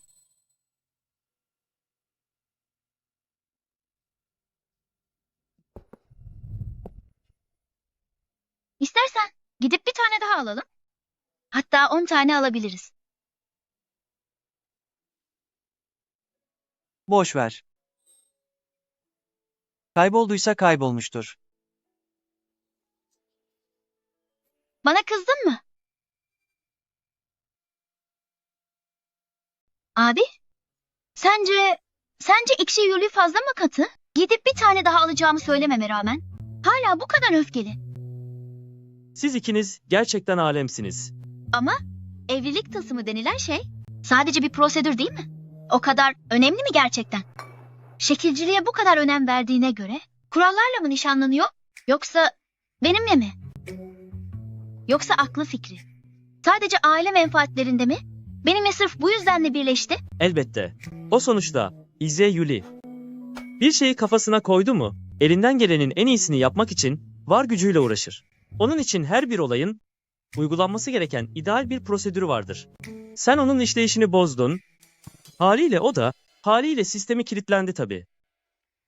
Ama aşkın nasıl standart bir prosedür olabilir ki? Aşk kadere bağlı bir şeydir. Belki de sevgisini göstermesinin yolu budur. Anlamıyorum. Peki onun bu evlilik tılsımını nasıl aldığını biliyor musun? Büyük ihtimalle bir ustaya yüklü bir ödeme yapıp kutsatmıştır. Hongluo Dağı, 3000 basamağı, sabaha karşı dağa tırmanarak zirveye ilk ulaşan olup bizzat diz çökerek dileyince sadece 2 tane alabilmiş. Gerçi böyle batıl inançlara güvenilmez ama. Yine de senin için buna katlanması onun samimiyetini gösterir. Demek bu evliliğe bu kadar çok önem veriyordu. O zaman bu kadar önemli bir şeyi kaybettiğim için benden ayrılmak istemez değil mi? Onu artık kendisine sorman gerek.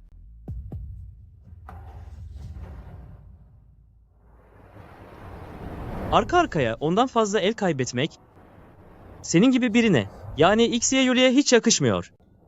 Ne o? Bir şey mi canın sıkkın? Ben bir arkadaşımın durumunu merak ediyorum.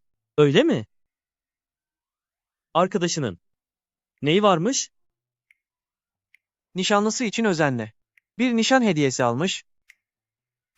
Ama kadın onu çöpe atmış. Gerekçesi ise unutmuş olması. Zhao Zhao. Küçüklüğünden beri ailesi tarafından el üstünde tutularak büyütüldü. Her şeyini birileri onun yerine ayarladı. Bu yüzden doğası gereği zaten biraz rahattır ve ayrıntıları önemsemez. Başkalarını bırak, o kendi doğum günüyle benim doğum günümü bile birbirine karıştırabilen biridir. Ben onun olduğunu söylemedim ki. Bana oyun yapma şimdi. O benim öz kardeşim. Onu herkesten iyi tanırım. Seremonilerden anlamaz. Ağzı pek laf yapmaz. Ama birini gerçekten önemsiyorsa bunu eylemleriyle gösterir. Mesela bir tabloyu beğendiğimi görsün. Dışarıda gezerken mutlaka onu bana alır. Güzel bir şey yerse aklına gelen ilk şey bana da bir porsiyon getirmek olur. Doğum günü hediyelerini saymıyorum bile. Sürekli yeni bir şeyler ekler. Öyleyse neden bana karşı da öyle davranmıyor?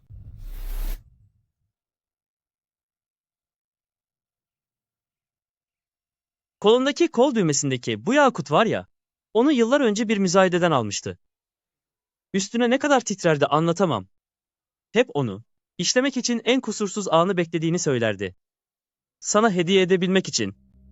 Tasarımını bizzat çizdi, işlenişini adım adım takip etti. Koskoca Shen ailesi bünyesinde başka hiç kimse için bu kadar zahmete girmemiştir.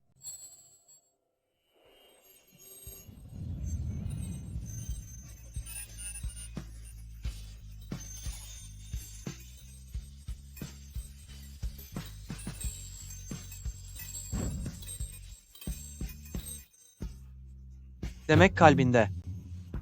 Yerim varmış.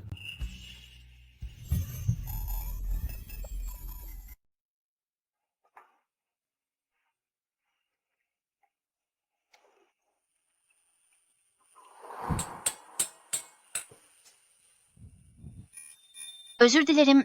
Elin iyi mi? Sadece su doldurmaya. Odaklanmıştım, fark etmedim. Sen gerçekten de bu dikkatsizliğine alıştın. Üzgünüm. Bunları ilk kez yapıyorum. Hiç tecrübem yok. Özür dilemene gerek yok. Sana kızgın değilim.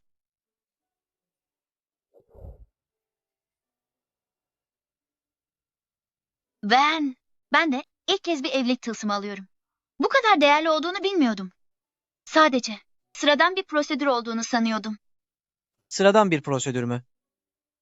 Tıpkı ben rahat uyuyamıyorum diye gece yarısı gidip yatak alman gibi. Tıpkı Wen Shengyu'nun önünde beni savunman gibi. Tıpkı beni teselli etmek için tüm mal varlığını üzerime devretmen gibi.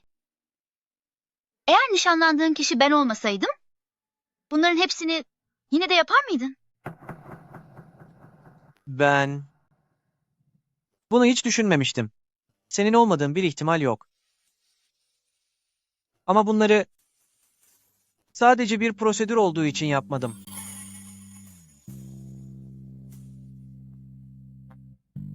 Bu konuda benim de hatam var. Onu bilerek kaybetmedin, sana öfkelenmemeliydim. Peki bana bir şans daha verebilir misin? Birlikte dağa çıkalım ve yeniden bir evlilik tılsımı dileyelim.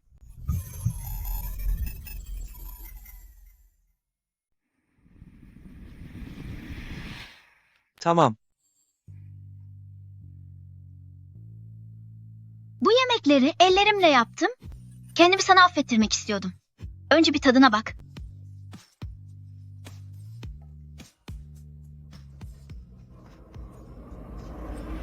Nasıl olmuş?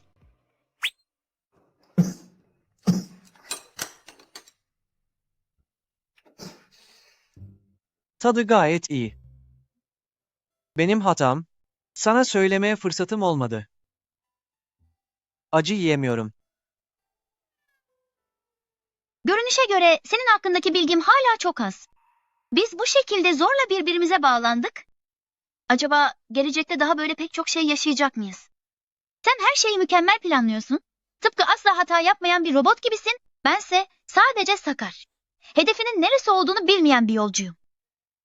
Bizim birbirimizden çok fazla farkımız var.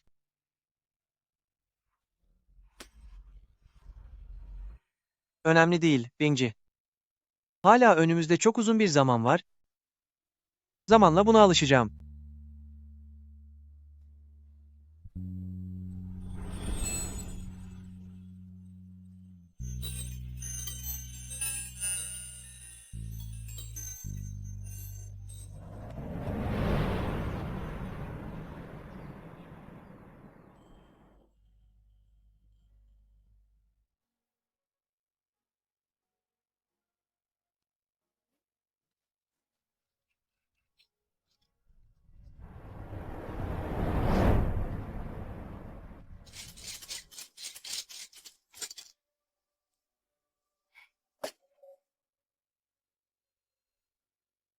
Sence falımızda ne çıkacak? En iyisi çıkacak. Ya çıkmazsa? O zaman çıkana kadar denemeye devam ederiz. Ancak ilk çekilenin kader olduğu söylenir, yalnızca samimiyetle istenenler geçerlidir. Sürekli olarak en şanslı fal çubuğunu çekene kadar, durmadan sallamanın o çubuğu doğrudan seçmekten ne farkı var? Böylesi. Hiç anlamlı değil. Kader benim isteğime uyuyorsa, o zaman kadere uyarız. Eğer uymazsa, o zaman biz kendi kaderimizi yazarız. Kendi kaderimizi yazmak mı? Bizim aramızdaki bağ, asla bir fal çubuğuna bağlı değil, hele sözde kadere hiç değil. Kimse bunu değiştiremez. Neden bu kadar eminsin? Bu Siyah ailesi ve Shen ailesi ailelerinin birleşmesi, süreç çoktan başladı, düğün tarihi de belli oldu. Zaten hiçbir şey değiştirme imkanı yok. Onun bu kararlılığı, gerçekten beni önemsediğinden ve aşkımız için mi? Yoksa bu evliliğin bozulamayacak olmasından mı? Şuna bir bak.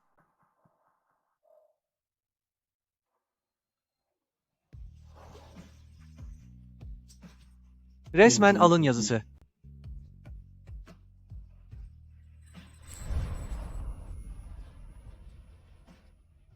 Buna bakmayı kes artık. Tüm dünya biliyor ki sen ve Bay X'i ruh eşisiniz. Hadi hemen makyajını temizle de gidip dinlen. Ruh eşi mi?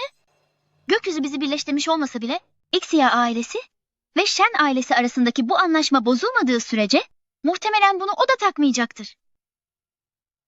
Bay X'i işte tam da böyledir. Soğuk biri ve kelimelerle arası pek yok. İçinden geçen gerçekten bir şeyler olsa da onları asla dışarı vurmaz. Çok fazla kafaya takma. Bingci bak, sınıf grubumuza bak. Eskiden aşık olduğun o çocuk üst sınıf öğrencisi. Yani Su Jingyan ülkeye dönmüş. Üstelik tam olarak şu an Zongjing şehri konumunda. Yıllar önce yurt dışına giderken gitmeden önce bir veda bile etmemişti. Şimdi dönüp dönmemesi hiç umurumda değil. Onu gerçekten de bir kez olsun görmek istemiyor musun? Uzun zaman oldu. Bingci.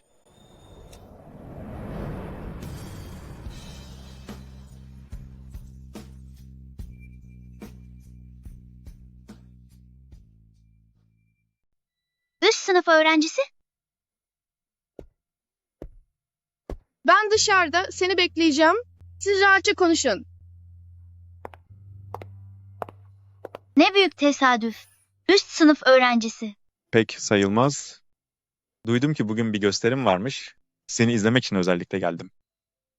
Hatırladığım kadarıyla. En sevdiğin çiçek zambaktı. Bunlar senin için. Hala hatırlıyor olmana şaşırdım. Dans stüdyosunda çalıştığın her bir günü ve geceyi hala hatırlıyorum.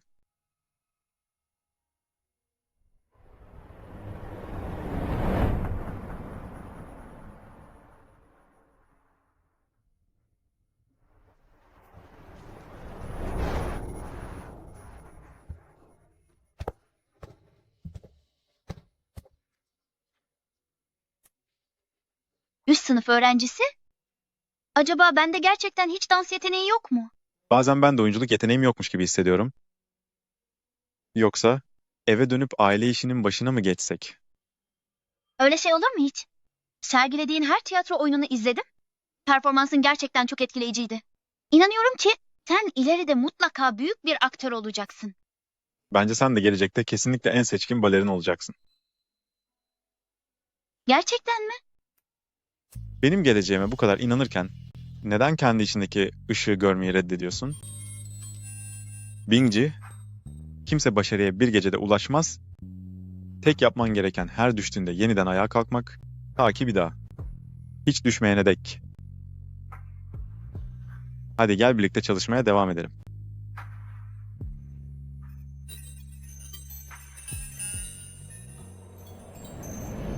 Az önce sahnedeki üçlü dönüşün o eski stüdyo günlerindeki denemelerinden bile daha kusursuzdu. Öyleydi.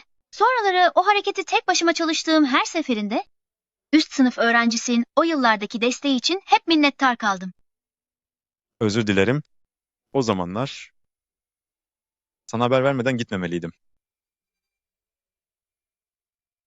Üst sınıf öğrencisi, özür dilemeni gerektiren bir durum yok. Hatta sana teşekkür etmeliyim. Eğer sen olmasaydın belki de dans etmeye devam etmezdim. Düştüğü için ağlayan o küçük kız artık sahnede parlayan bir baş balerin oldu. Sen de hiç fena değilsin. En iyi erkek oyuncusu. Altın Kartal en iyi erkek oyuncu ödülünü aldığında haberler her yeri sarmıştı, duymamak imkansızdı. Zamanında seninle yaptığımız anlaşmanın hakkını vermiş oldum. Bingci, birazdan birlikte yemek yiyelim mi? Kusura bakma. Nişanlım evde yemek için beni bekliyor.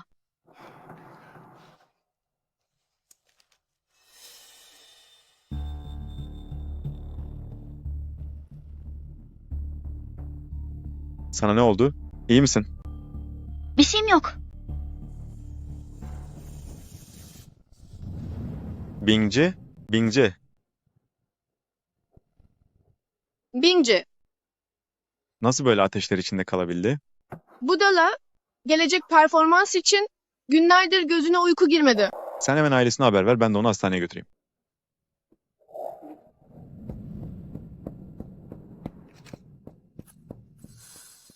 Su Jingyan'in skandal haberi, üstelik Xie Yuli'nin nişanlısıyla gerçekten yer yerinden oynayacak.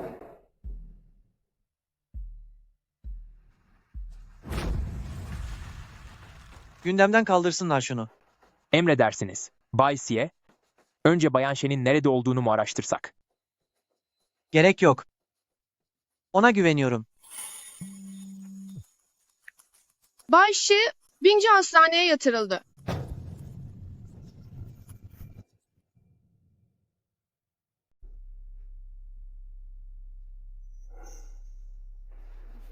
Üst sınıf öğrencisi. Bingci. Doktor aşırı yorgun düştüğünü, üstüne bir de soğuk algınlığı yüzünden ateşlendiğini, iyice dinlenmen gerektiğini söyledi.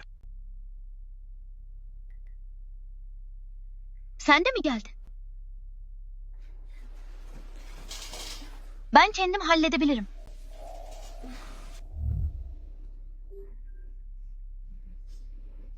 Su Jingyan, Bingci'nin üst sınıf öğrencisi, iyiyim. Ben Xie Yuli. Bingci'nin nişanlısıyım. Onu hastaneye getirme. Zahmetine girdiğiniz için Bay Su Bey, teşekkür ederim. Önemli değil. Onunla ilgilenmek benim için artık bir alışkanlık oldu. Hiç de zahmet sayılmaz. Ah, Kendini kötü mü hissediyorsun? Biraz iç. su iç. ben lavaboya gitsem iyi olacak. Sana yardım edeyim. Gerek yok, kendim gidebilirim.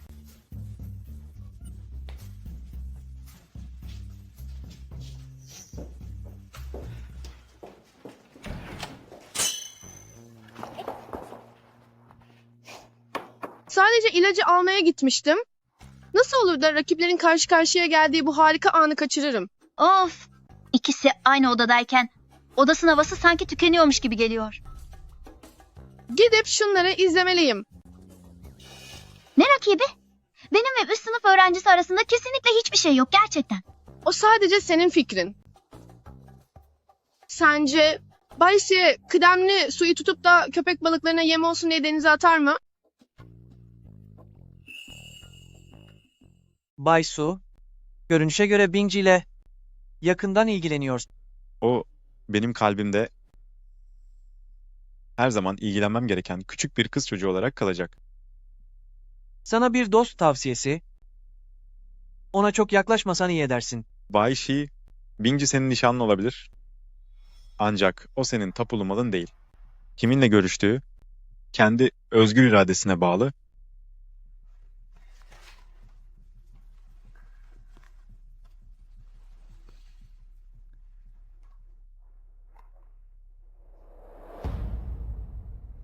Ben sadece onu hastaneye muayene olması için getirdim. Bu medya organları gerçekten de olayları çarpıtıyor.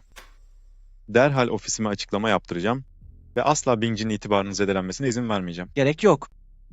Bu meseleyi ben kendim hallederim. Bay Su, sen halka mal olmuş birisin. Her adımın medyanın merceği altında. Böyle düşüncesizce Bingci'ye yaklaşman sadece onu hedefe koymalarına sebep olur. Bu onu korumak değil, yük olmaktır. Biliyorum. Fakat eğer mesele Bingci ile birlikte olmaksa kariyerimi bile bırakabilirim. Daha önce işim için yurt dışına gittiğimde onu bir kez kaybetmiştim. Bu sefer tekrar kaybetmeyeceğim. Hangi sıfatla? Benimle bu şekilde konuşuyorsun. Bingci'nin mutlu olmasını, onu gerçekten seven birine sahip olmasını diliyorum. Bay Egze, peki ya sen bunu yapabilir misin?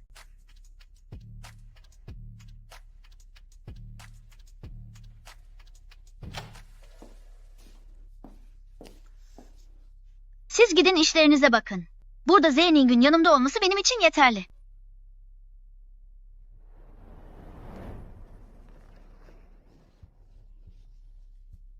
Bugün hiç işim yok.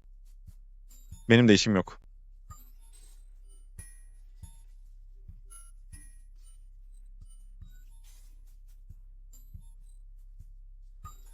Üzgünüm Bingci, ofiste aniden bir sorun çıktı.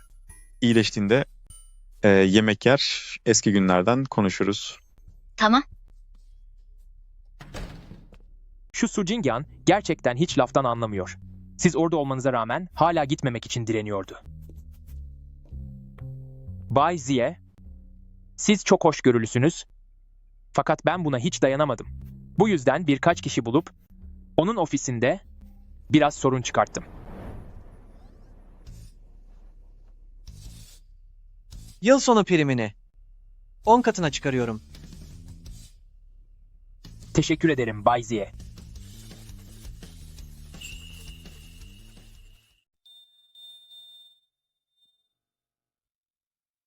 Seyyul'ün sanki hiçbir eksiği yok gibi. Kendi ellerimle yaptığım pastayı muhtemelen beğenecektir.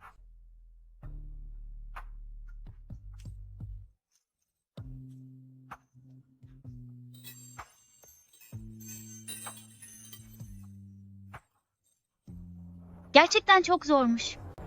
Elin titrememeli, tam bu şekilde. Üst dönem. Senin burada ne işin var?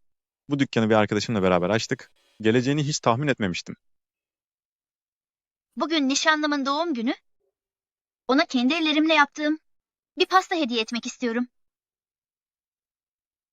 Bingci, onunla gerçekten gönüllü olarak mı evlenmek istiyorsun? Sevmediğin biriyle evlenmeni hiç istemiyorum. Sonunda seçtiğin kişi ben olmasam bile, eğer bunu gerçekten istemiyorsan, artık seni zarar görmeden bu durumdan kurtaracak güce sahibim. Arkadaşlar, proje ile ilgili her şeyi zaten öğrendim. Niyetinizi de gördüm ancak bugün bazı özel meselelerim olduğu için size eşlik edemeyeceğim. Üzgünüm. Bay Jebey, Bayan Shen ve Bay Su beraberler.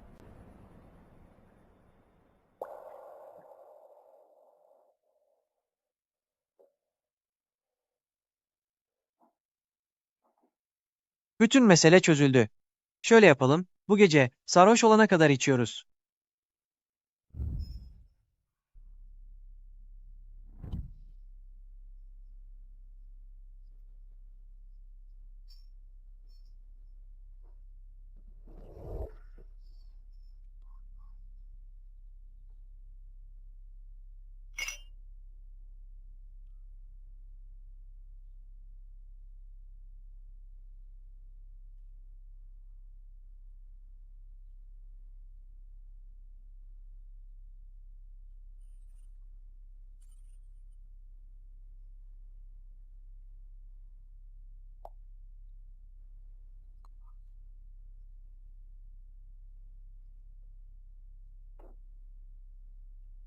Neden hala dönmedin?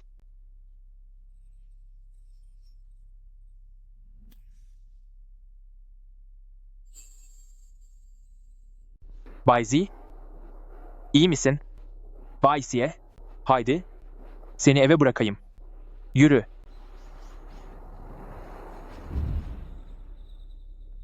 Bay Siye Bey, dikkat edin. Bay Siye Bey, dikkat edin. Merdiven var. Bayan Shen Hanım, bu akşam bir iş yemeği vardı. Bu yüzden Bay Igze Bey biraz fazla kaçırdı. Sizi de endişelendirdik. Ben onu size emanet edeyim. Zahmet oldu. Teşekkürler. Rica ederim. Bay Siye, dikkat et. Neden bu kadar çok içtin? Dikkatli ol.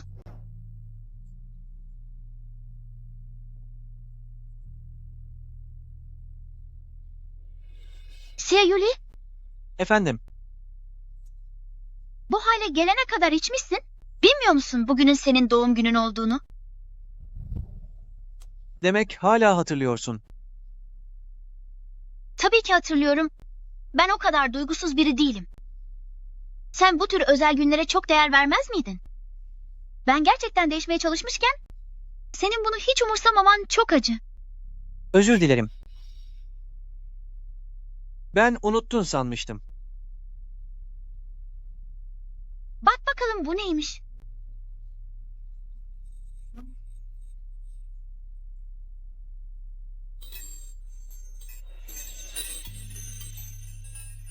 Demek her şeyi benim için hazırladın.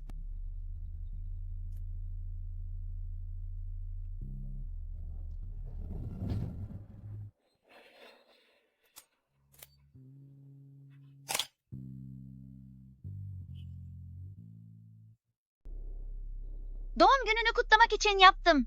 Öğrenmek için çok uğraştım. Bugün sana ellerimle bir pasta hazırladım.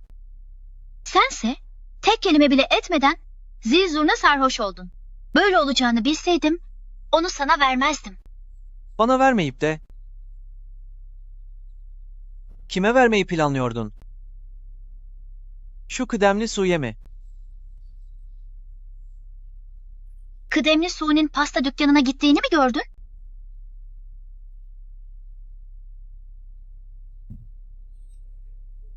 Ah, öyleyse neden içeri girip sormadın? Neden başka bir adamla yan yanayım diye? Hem neden kendi kendine böyle içerliyorsun? Benim eşyam değilsin. Seni kontrol edemem. Sadece kendimi kontrol edebilirim. Bugün kıdemli Su, nişanı bozman için bana yardım edebileceğini söyledi.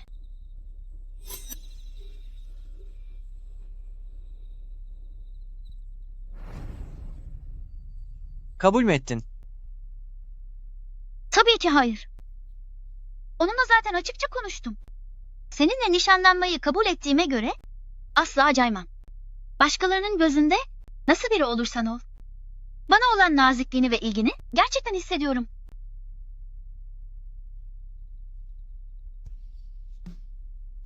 Yuli, Su Cingen'den hoşlanmıyorum. Benim nişanlım sadece sen olabilirsin.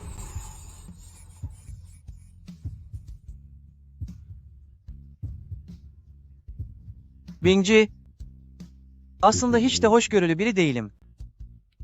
Senin sevgini sadece ben sahiplenmek istiyorum.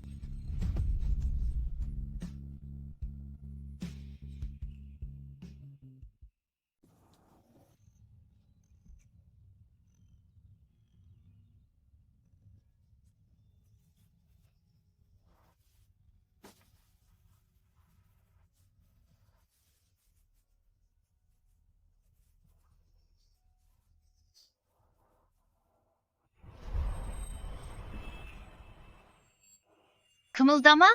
Biraz daha uyumama izin ver.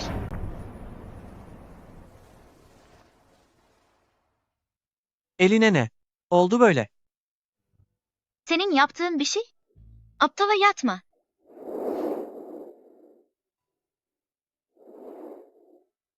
Özür dilerim. Dün gece çok içmişim. Sana karşı nazik davranamamışım.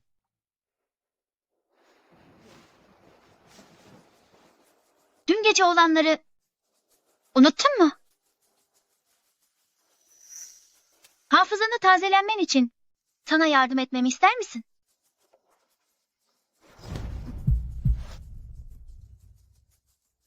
Bingci, aslında hiç de eli açık biri değilim. Kalbini sadece kendime saklamak istiyorum. Demek olay bu cümleydi. Bu sence de sarhoşken itiraf edilen gerçeklerden değil mi?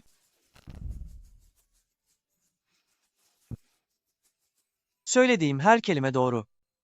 Ah, yine çok kapalı kutusun. Senin o sarhoş halini biraz özledim. En azından içindekini olduğu gibi söylüyordun. Seni Sujingen'le gördüğümde yanlış anladığım için beni çok kıskanç biri olarak gördün mü? Hayır. Bence çok tatlıydın.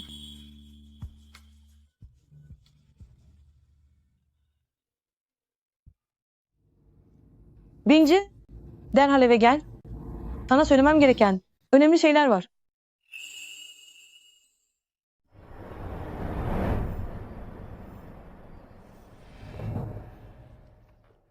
Baba? Anne? Abi? Neler oluyor böyle? Zhao Zhao, Shen ailesi olarak bu kez gerçekten başımız büyük belada. Şirketimizin temelini oluşturan yeni enerji üretim zincirinde sorunlar çıktı. Yurt dışındaki ortaklarımız kötü niyetli bir şekilde sözleşmeyi bozdu. Sadece yaptığımız ön ödemedeki 30 milyar doları alıp kaçmakla kalmadılar, ayrıca uluslararası sermaye ile birleşerek Shen grubu hisselerini düşürmeye başladılar. Nasıl böyle bir şey olabilir? Şirketin sermaye akışı ciddi bir sarsıntı içinde. Eğer kısa süre içinde durumu kontrol altına alamazsak, Shen grubunun bütün temelleri sarsılacak. Zhao Zhao, birkaç gündür baban endişeden uyku uyuyamıyor. Her yerde bir çözüm bulmak için uğraşıyor. Ama onlar her şeyi o kadar planlı yapmışlar ki bütün yolları kapatmışlar. Ben gidip Şeyuli ile konuşabilirim. Onun çevresi çok geniştir. Bize bu zor günleri atlatmamızda kesinlikle yardımcı olabilir. Zhao Zhao, iyi günde herkes yanımızda olur.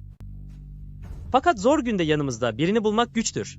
Bize yardım etmek, Ziye ailesi için yarardan çok zarar getirebilir. Zhao Zhao, eğer Shen ailesi bu kez bu zorluğu atlatamazsa senin ekşi ailesiyle olan nişanın da tehlikeye girecek. Kendini buna hazırlamalısın. İmkansız. Şeyuli asla öyle bir insan değil. Bu seferki kriz gerçekten çok büyük. Eğer Xie ailesi yardıma kalkışırsa aynı derecedeki riskleri göze almak zorunda kalabilir. Yardım ederse bu bir lütuf olur. Etmese de hakkıdır. Buna sitem edemeyiz.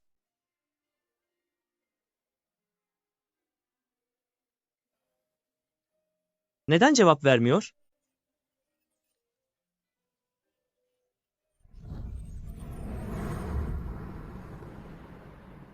Shen ailesinin durumunu muhtemelen hepiniz zaten biliyorsunuz. Görüşlerinizi söyleyin. Yuli, aslında bu konunun bizimle, yani Shi ailesiyle hiçbir ilgisi yok. Ancak Shen ailesiyle arada bir nişan sözümüz var. Peki, nişan sürsün mü? Yoksa bozulsun mu? Sen ne düşünüyorsun? Onu duymak isterim.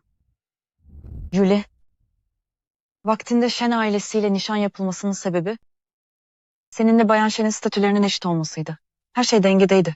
Görünüşe göre eğer kimse yardım etmezse, Shen ailesi iflas etmese bile büyük bir güç kaybına uğrayacak.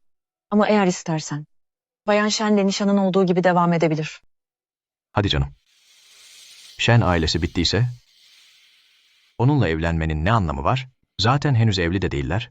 Bence nişanı atalım gitsin.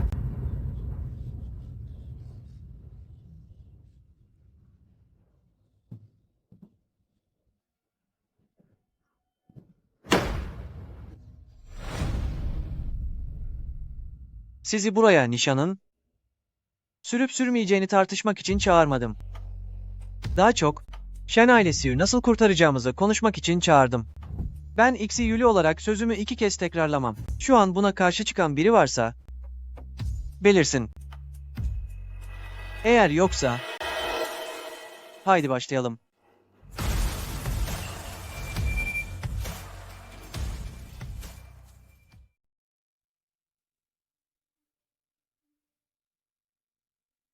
Telefonu neden açmıyorsun?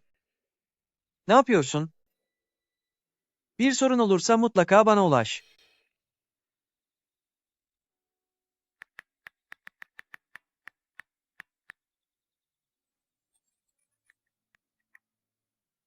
Yuli. Seni kendimle aşağı çekmek istemiyorum. Daha da çok. Beni reddetmenden korkuyorum.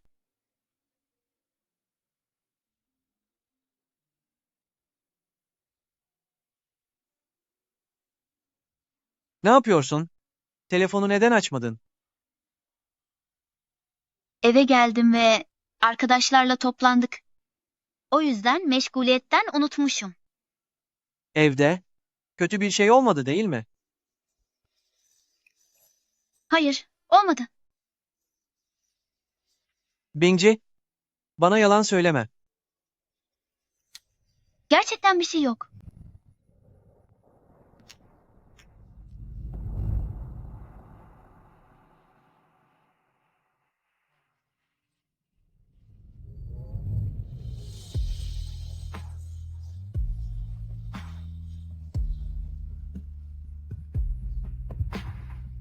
Yuli.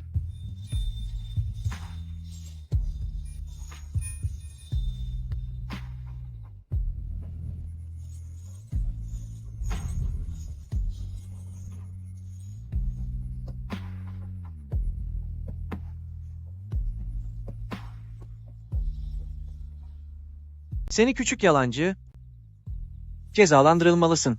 O iki çocuk arasında hala bir sevgi bağı var.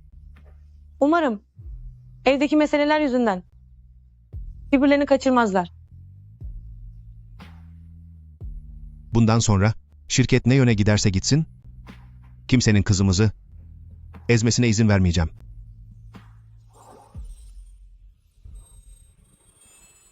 Evde böyle büyük olaylar çıkmışken, neden bana haber vermedin? Bu Shen ailesinin meselesi, kendim halledebilirim. Senin meselen, benim meselem sayılır.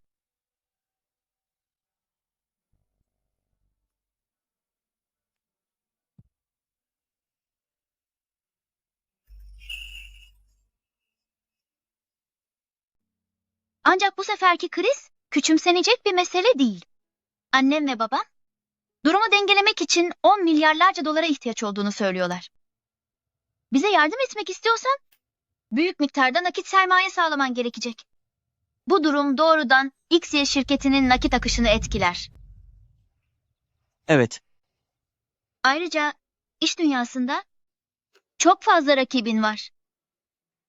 Eğer Shen ailesine yardım etmek için bu kadar büyük bir meblağ çekersen, kesinlikle zayıflığından faydalanıp diğer projelerin üzerinden sana saldıracaklardır. O zaman geldiğinde her iki taraftan kuşatılırsın. XY ailesi de krize sürüklenir. Olmaz. Bu risk çok büyük. Bizim ailemiz için böyle bir şeye hiç gerek yok. ister 10 milyarlarca dolar olsun, ister her iki taraftan kuşatılmak, tüm bunları değerlendirdim, yine de yardım etmeye kararlıyım. Ben hayır kurumu işletmiyorum. Ben bir iş adamıyım. Asla fevri kararlar vermem. XY ailesi bugünlere bu büyüklüğe geldiyse, asla sadece kendini kollayarak, riskten kaçarak gelmedi. Seninle benim kaderimiz, zaten birbirine derinden bağlandı. Siye ve Shen aileleri. Başarıyı da beraber yaşar, kayıpları da. Bu kadarlık bir fırtınada, bana güven. Bunu atlatabilirim. Yuli.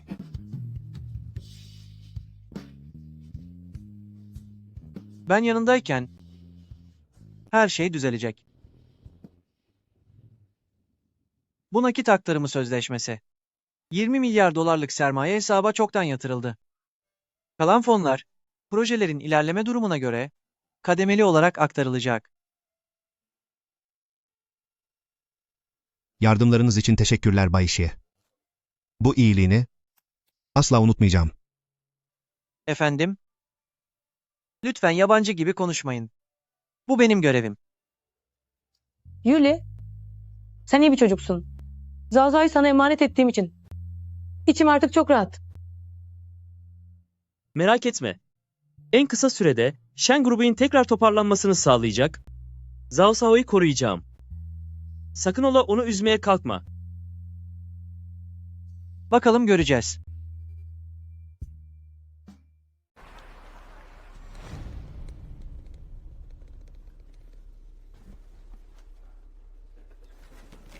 Bay Ziye, Lee Group, Shen ailesinin kilit teknik ekibini ayarttı.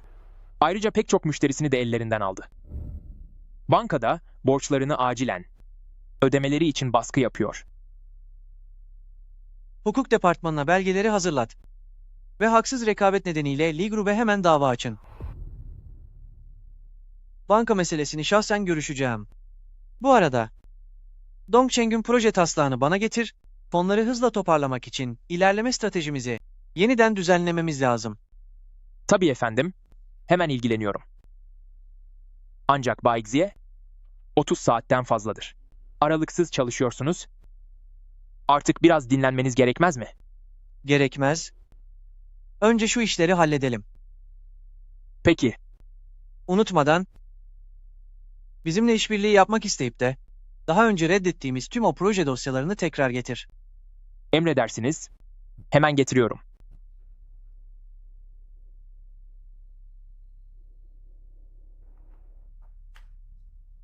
Eğer benim yüzümden olmasaydı bu kadar yorulmayacaktı.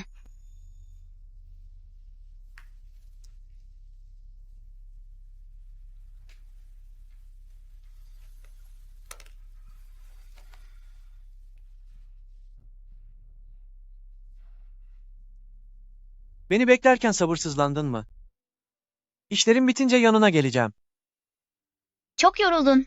Lütfen biraz dinlen. Hala bitirmem gereken bazı işler var. Sen şimdilik git. O zaman burada seninle bekleyeceğim.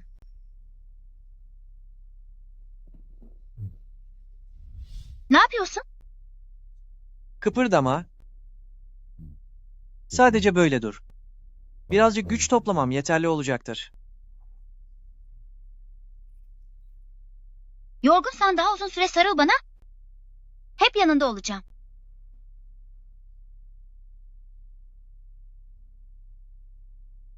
Önemli değil. Senin için çalışmak bana hiç ağır gelmiyor.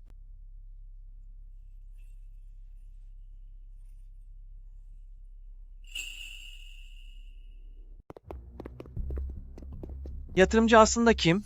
Karşı taraf ismini vermek istemiyor, sadece sizinle yüz yüze görüşmek istiyorlar.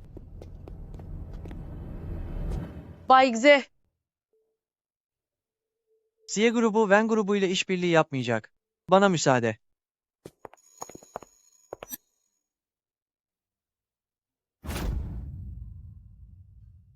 Bay Si, buraya samimiyetimle geldim. Sadece eski bir sınıf arkadaşıma yardım etmek istedim.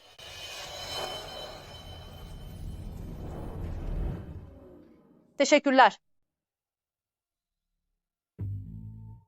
Bu sen misin? Kusura bakmayın, elimden kaçacağını bilseydim tutmazdım.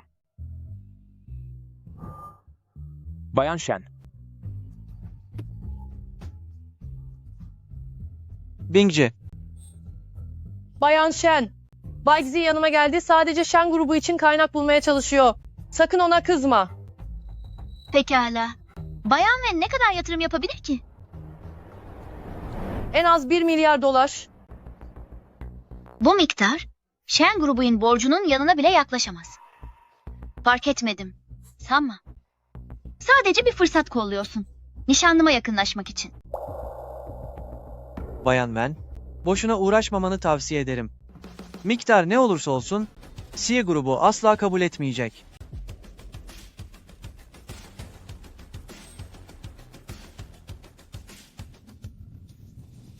Shen ailesi çoktan kaybetti. Sadece Xie ailesi aşağı çekecek.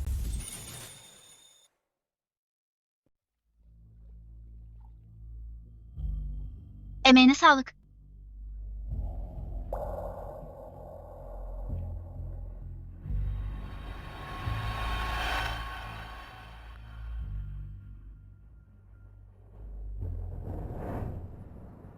Şengü, yeni çantan gerçekten çok güzel, sınırlı üretim değil mi?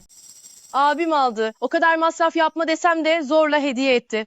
Sonuçta sen Wen ailesinin genç hanımısın. Bir çanta almak nedir ki? Harika dans ediyorsun, ailen çok zengin, üstelik hiç kibrin yok. Bazı genç hanım olan kişilere göre geçinmesi çok daha kolay birisin. Bingji'nin huyu öyle. Ne de olsa Shen ailesinin genç hanımı sonuçta. Şimdi ise Shen ailesi tamamen battı ama. O hala o havalı genç hanım tavırlarını takınmaya devam ediyor. Duyduğuma göre Bay C onun ailesinin borçlarını kapatmaya çalışırken neredeyse kendi başını da yaktı. Onunsa umurunda bile değil. Hala sahnede dans etme peşinde, kimseyi zerre kadar düşünmüyor. Öyle demeyin. Bingji'nin ailesinde işler ters gitti, kesin morali bozuktur. Siz yine de anlayış gösterin. Tersimin fena olduğunu bildiğiniz halde yüzüme karşı arkamdan konuşmaya nasıl cüret edersiniz?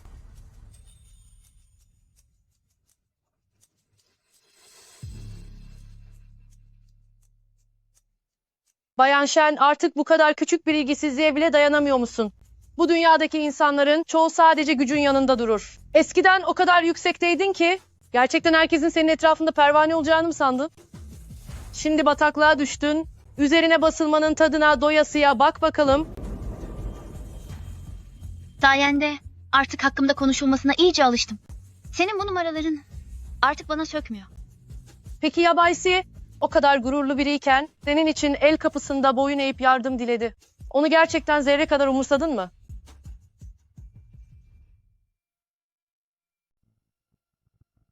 Ailenize yardım etmek için Xie Yuli sadece büyük miktarda sermaye yatırmakla kalmadı. Şimdi işleri döndürmek için Su Jingya'nın parasına bel bağlıyor. Xie ailesi bütün itibarını yerle bir etti. Bu imkansız. Burada aramızı bozmaya çalışma. Ara bozmak mı? Su Jingyan, ortada hiçbir sebep yokken neden bu kadar çok para yatırsın ki? Hepsi senin hatırın için. Xie Yuli senin için Su Jingyan'ın önünde eğilmek zorunda kaldı. Bundan sonra onun karşısında asla başını dik tutamayacak. Onun senin uğruna böyle aşağılanmasına gerçekten razı mısın? Shen Bingji, artık uyan. Şu halinle ona asla layık değilsin. Senin ailen dipsiz bir kuyu gibi, sadece Xie ailesi aşağı çeker. Onun iyiliğini gerçekten istiyorsan bir an önce onu terk etmeli, nişanı bozmalı ve senin için daha fazla fedakarlık yapmasına izin vermemelisin.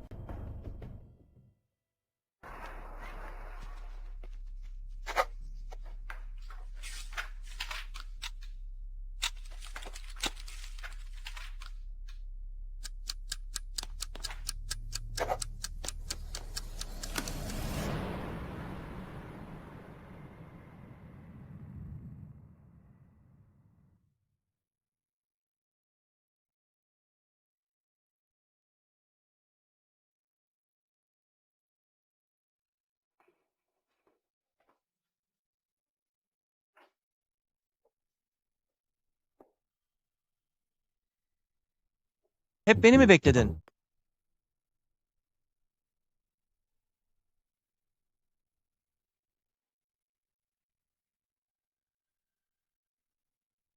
Yule?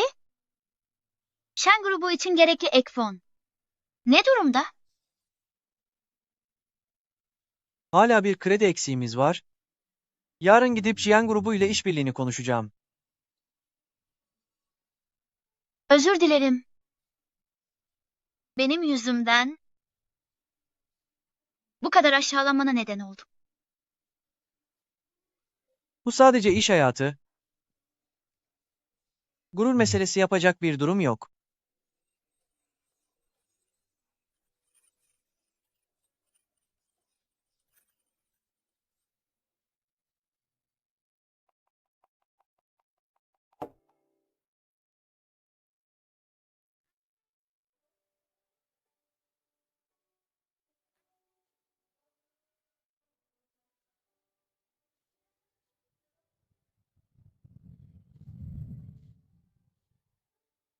Yuli.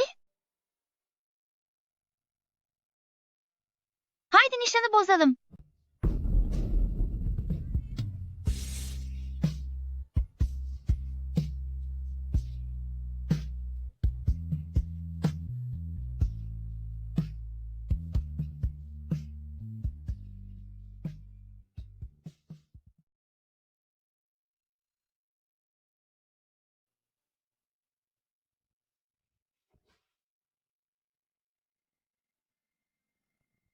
Ne dedin? Diyorum ki nişanı bozmak istiyorum. Biz en başından beri sadece sosyal statülerimiz uygun olduğu için tanıştık ve bir araya geldik.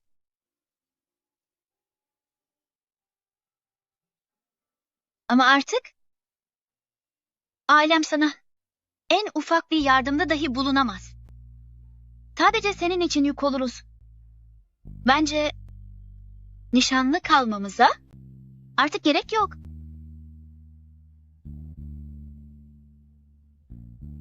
Bunu kabul etmiyorum. Senden görüş almıyorum. Kararımı çoktan verdim. Siya Yuli, bizim hikayemiz burada bitsin. Siya Yuli, ne yapıyorsun? İndir beni. Gitmemi mi? Bu asla olmayacak. Beni hemen yere indir. Eksi Yuli.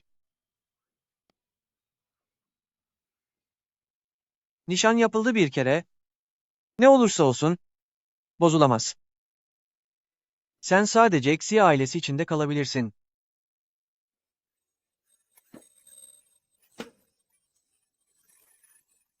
Neyin inadını yapıyorsun? Benimle neden nişanlandığını, başta ne olduğunu unuttun mu? Sen asla zararlı bir anlaşma yapmazsın. Fakat şimdi benim için zaten çok fazla bedel ödedin. Bunları geri ödeyemem. Geri ödemeni falan istemiyorum. Tek istediğim burada kalman.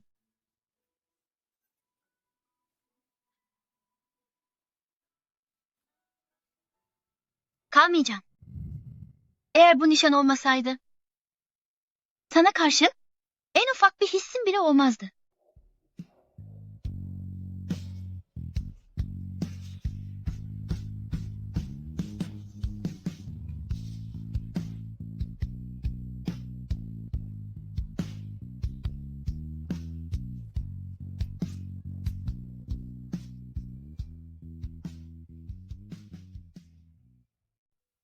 Gözyaşların yalan söylemez. Gerçek hislerini biliyorum. Beni sevdiğini biliyorum. Bingci, unuttun mu? Davette tek bakışta beni seçen sendin.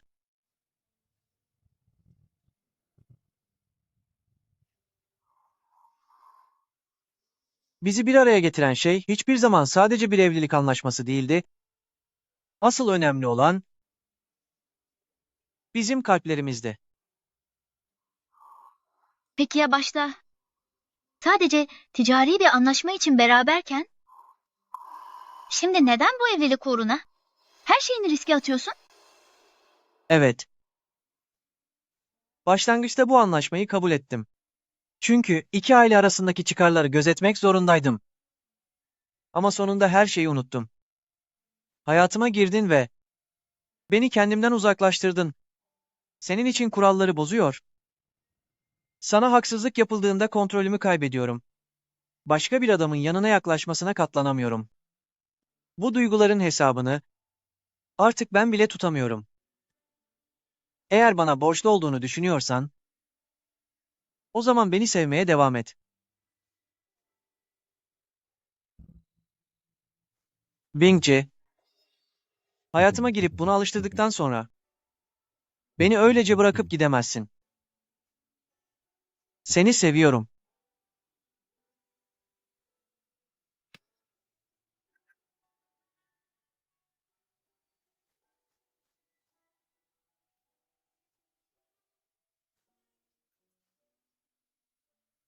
Ben de seni seviyorum.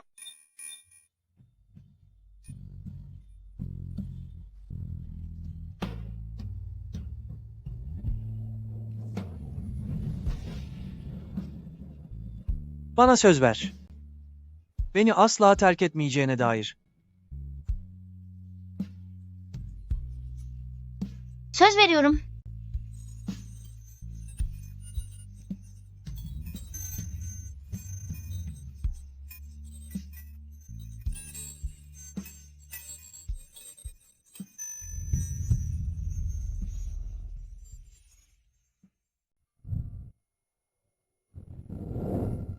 Shen ailesinin son yatırımını, arkasındaki asıl finansör sen miydin?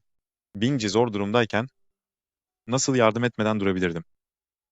Ama bilmesine gerek yok. Kendini bana karşı borçlu hissetmesini istemiyorum. Bingci adına o zamanki yardımın için sana teşekkür ederim. 3 kat faiziyle toplamda 30 milyar doları bugün geri ödüyorum. Bu parayı bir kere yatırım olarak verdiğimde zaten geri almayı düşünmemiştim.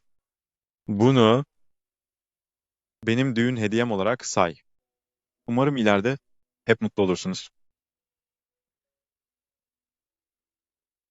Niyetin için sağ ol. Ancak Bingci'nin kocası olarak Bingci ile ilgili her şeyi ben koruyacağım. Pekala. Tek dileğim gelecekte ona iyi bakman ve üzülmesine izin vermemen. Bakacağıma emin olabilirsin.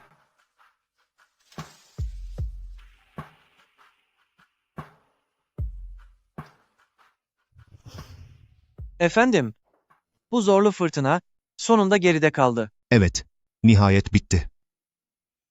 Gül evladım, bugün hiç çekinme lütfen. Kendi evindeymişsin gibi hisset. Bunların hepsi senin en sevdiğin yemekler. Bunları Binci özellikle senin için yapmamı istedi. Zahmet etmişsiniz efendim. Bingci sana da teşekkürler. Buyurun oturun. Yuli, bu yemek, tüm ailemizin minnetinin bir göstergesi. Shen grubu bu krizi atlattıysa, bu senin yardımın sayesindedir. Teşekkürlerimi sunuyorum. Bunu bir nezaket borcu bilerek, senin şerefine içiyorum. Efendim, beni mahcup ediyorsunuz. Biz Bingci ile bir bütünüz. Shen ailesinin meselesi benim meselemdir. Harika. Baba, Yuli'ye karşı artık bu kadar resmi olma. Şu an o, Zhao Shao'yu bir an önce eve gelin getirmek için kayınpederinin gözüne girmeye elinden geleni yapıyor. Abi, sen de bunları hemen öğrenmelisin. Yoksa ileride evlenecek birini bulamayacaksın. Şuna bakın, daha şimdiden kocasını savunmaya başladı bile. Görüyor musunuz? Haydi, yemeğe geçelim. Hadi afiyetle yiyin. Gül evladım, bol bol yemelisin. Son zamanlarda Shen ailesinin işleri yüzünden başını kaşıyacak vaktin bile yoktu. Epey de zayıflamışsın. Gerçekten öyle. Artık ailemin meseleler çözüldüğüne göre siz ikinizin düğün işlerini gündeme alma vakti geldi. Güzelce hazırlıklara başlamalıyız. Baba, anne, ben de aynen öyle düşünüyorum. Düğün planlaması için asistanıma şimdiden ön hazırlıklara başlaması talimatını verdim. Her şey tamamen Bingci'nin zevkine göre olacak. Harika. Şu an tek dileğim tüm ailenin neşe içinde birlikte olması. Çok güzel söyledin. Ailenin huzurlu olması her şeyden daha önemlidir. Gelin, Haydi. hep birlikte kadeh kaldıralım. Hadi, Gelecekteki güzel günlerimize, şerefe. şerefe.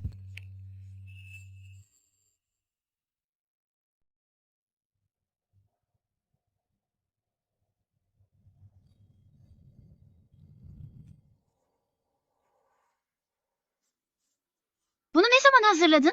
Annemle babamın bile sana yardım ettiğine inanamıyorum. Benden gizledin.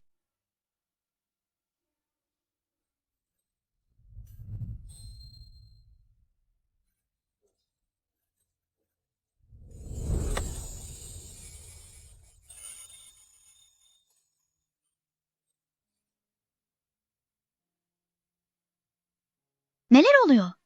Zaten evlenmek üzereyiz. Neden hala evlenme teklif ediyorsun? Bu aynı şey değil. Bingci. Biliyorum. İlişkimiz aslında ailelerimizin arasındaki anlaşma nedeniyle başladı. Seninle tanışmadan önce benim için evlilik sadece yerine getirilmesi gereken resmi bir süreçten ya da sonuna kadar sorumluluk gerektiren ticari bir sözleşmeden ibaretti. Ancak seni tanıdıktan sonra yavaş yavaş anladım ki bu standart süreçler pekala yıkılabilirmiş. Ve bir sözleşme canı gönülden istenen bir bağlılığa dönüşebilirmiş. Hatırlıyor musun? Senin için Honglo Dağı çıkıp o bereket muskasını aldığımı. O sadece bir görev değildi. Seni tüm o zorluklara karşı korurken amacım sadece Xi ailesinin itibarını korumak da değildi. Evlilik öncesi sana devrettiğim onca varlık sırf evlilik anlaşmasının yükümlülüklerini tamamlamak için değildi. Yaptığım her şeyi sırf sen olduğun için yaptım.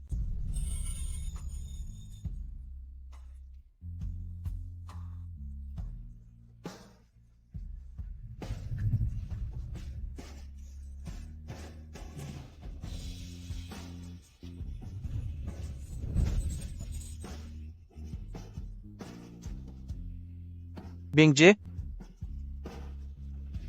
seni seviyorum. Bugün ne anlaşmalardan ne de çıkarlardan konuşacağız. Sadece senden ve benden. Sadece bizden bahsedeceğiz.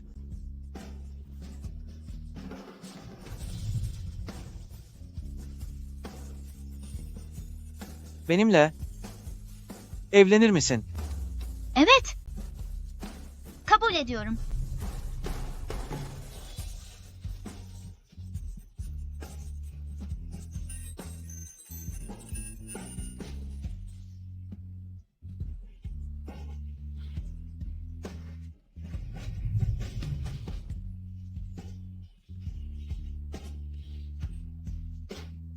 Önümüzdeki uzun yıllarda sadece seninle birlikte yaşlanmak istiyorum.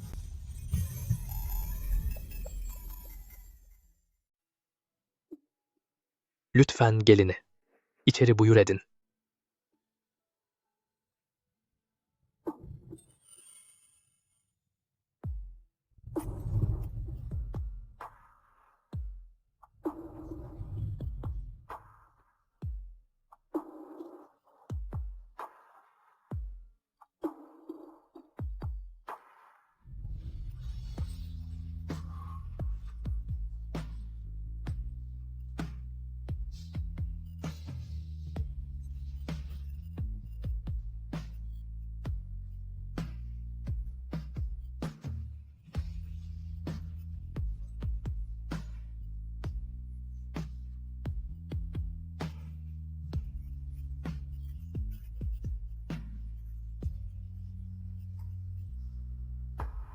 Bay Ziye Yuli, Bayan Shen Bingji'yi eşiniz olarak kabul ediyor musunuz?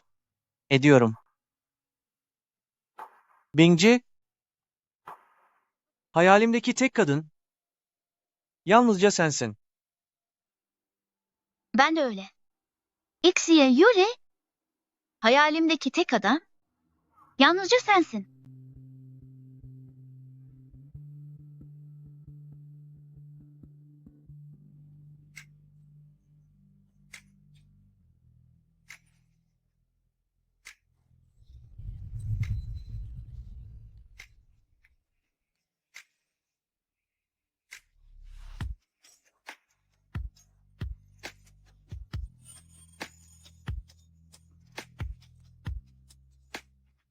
Bay Ziye Yuli, şimdi gelininizi öpebilirsiniz.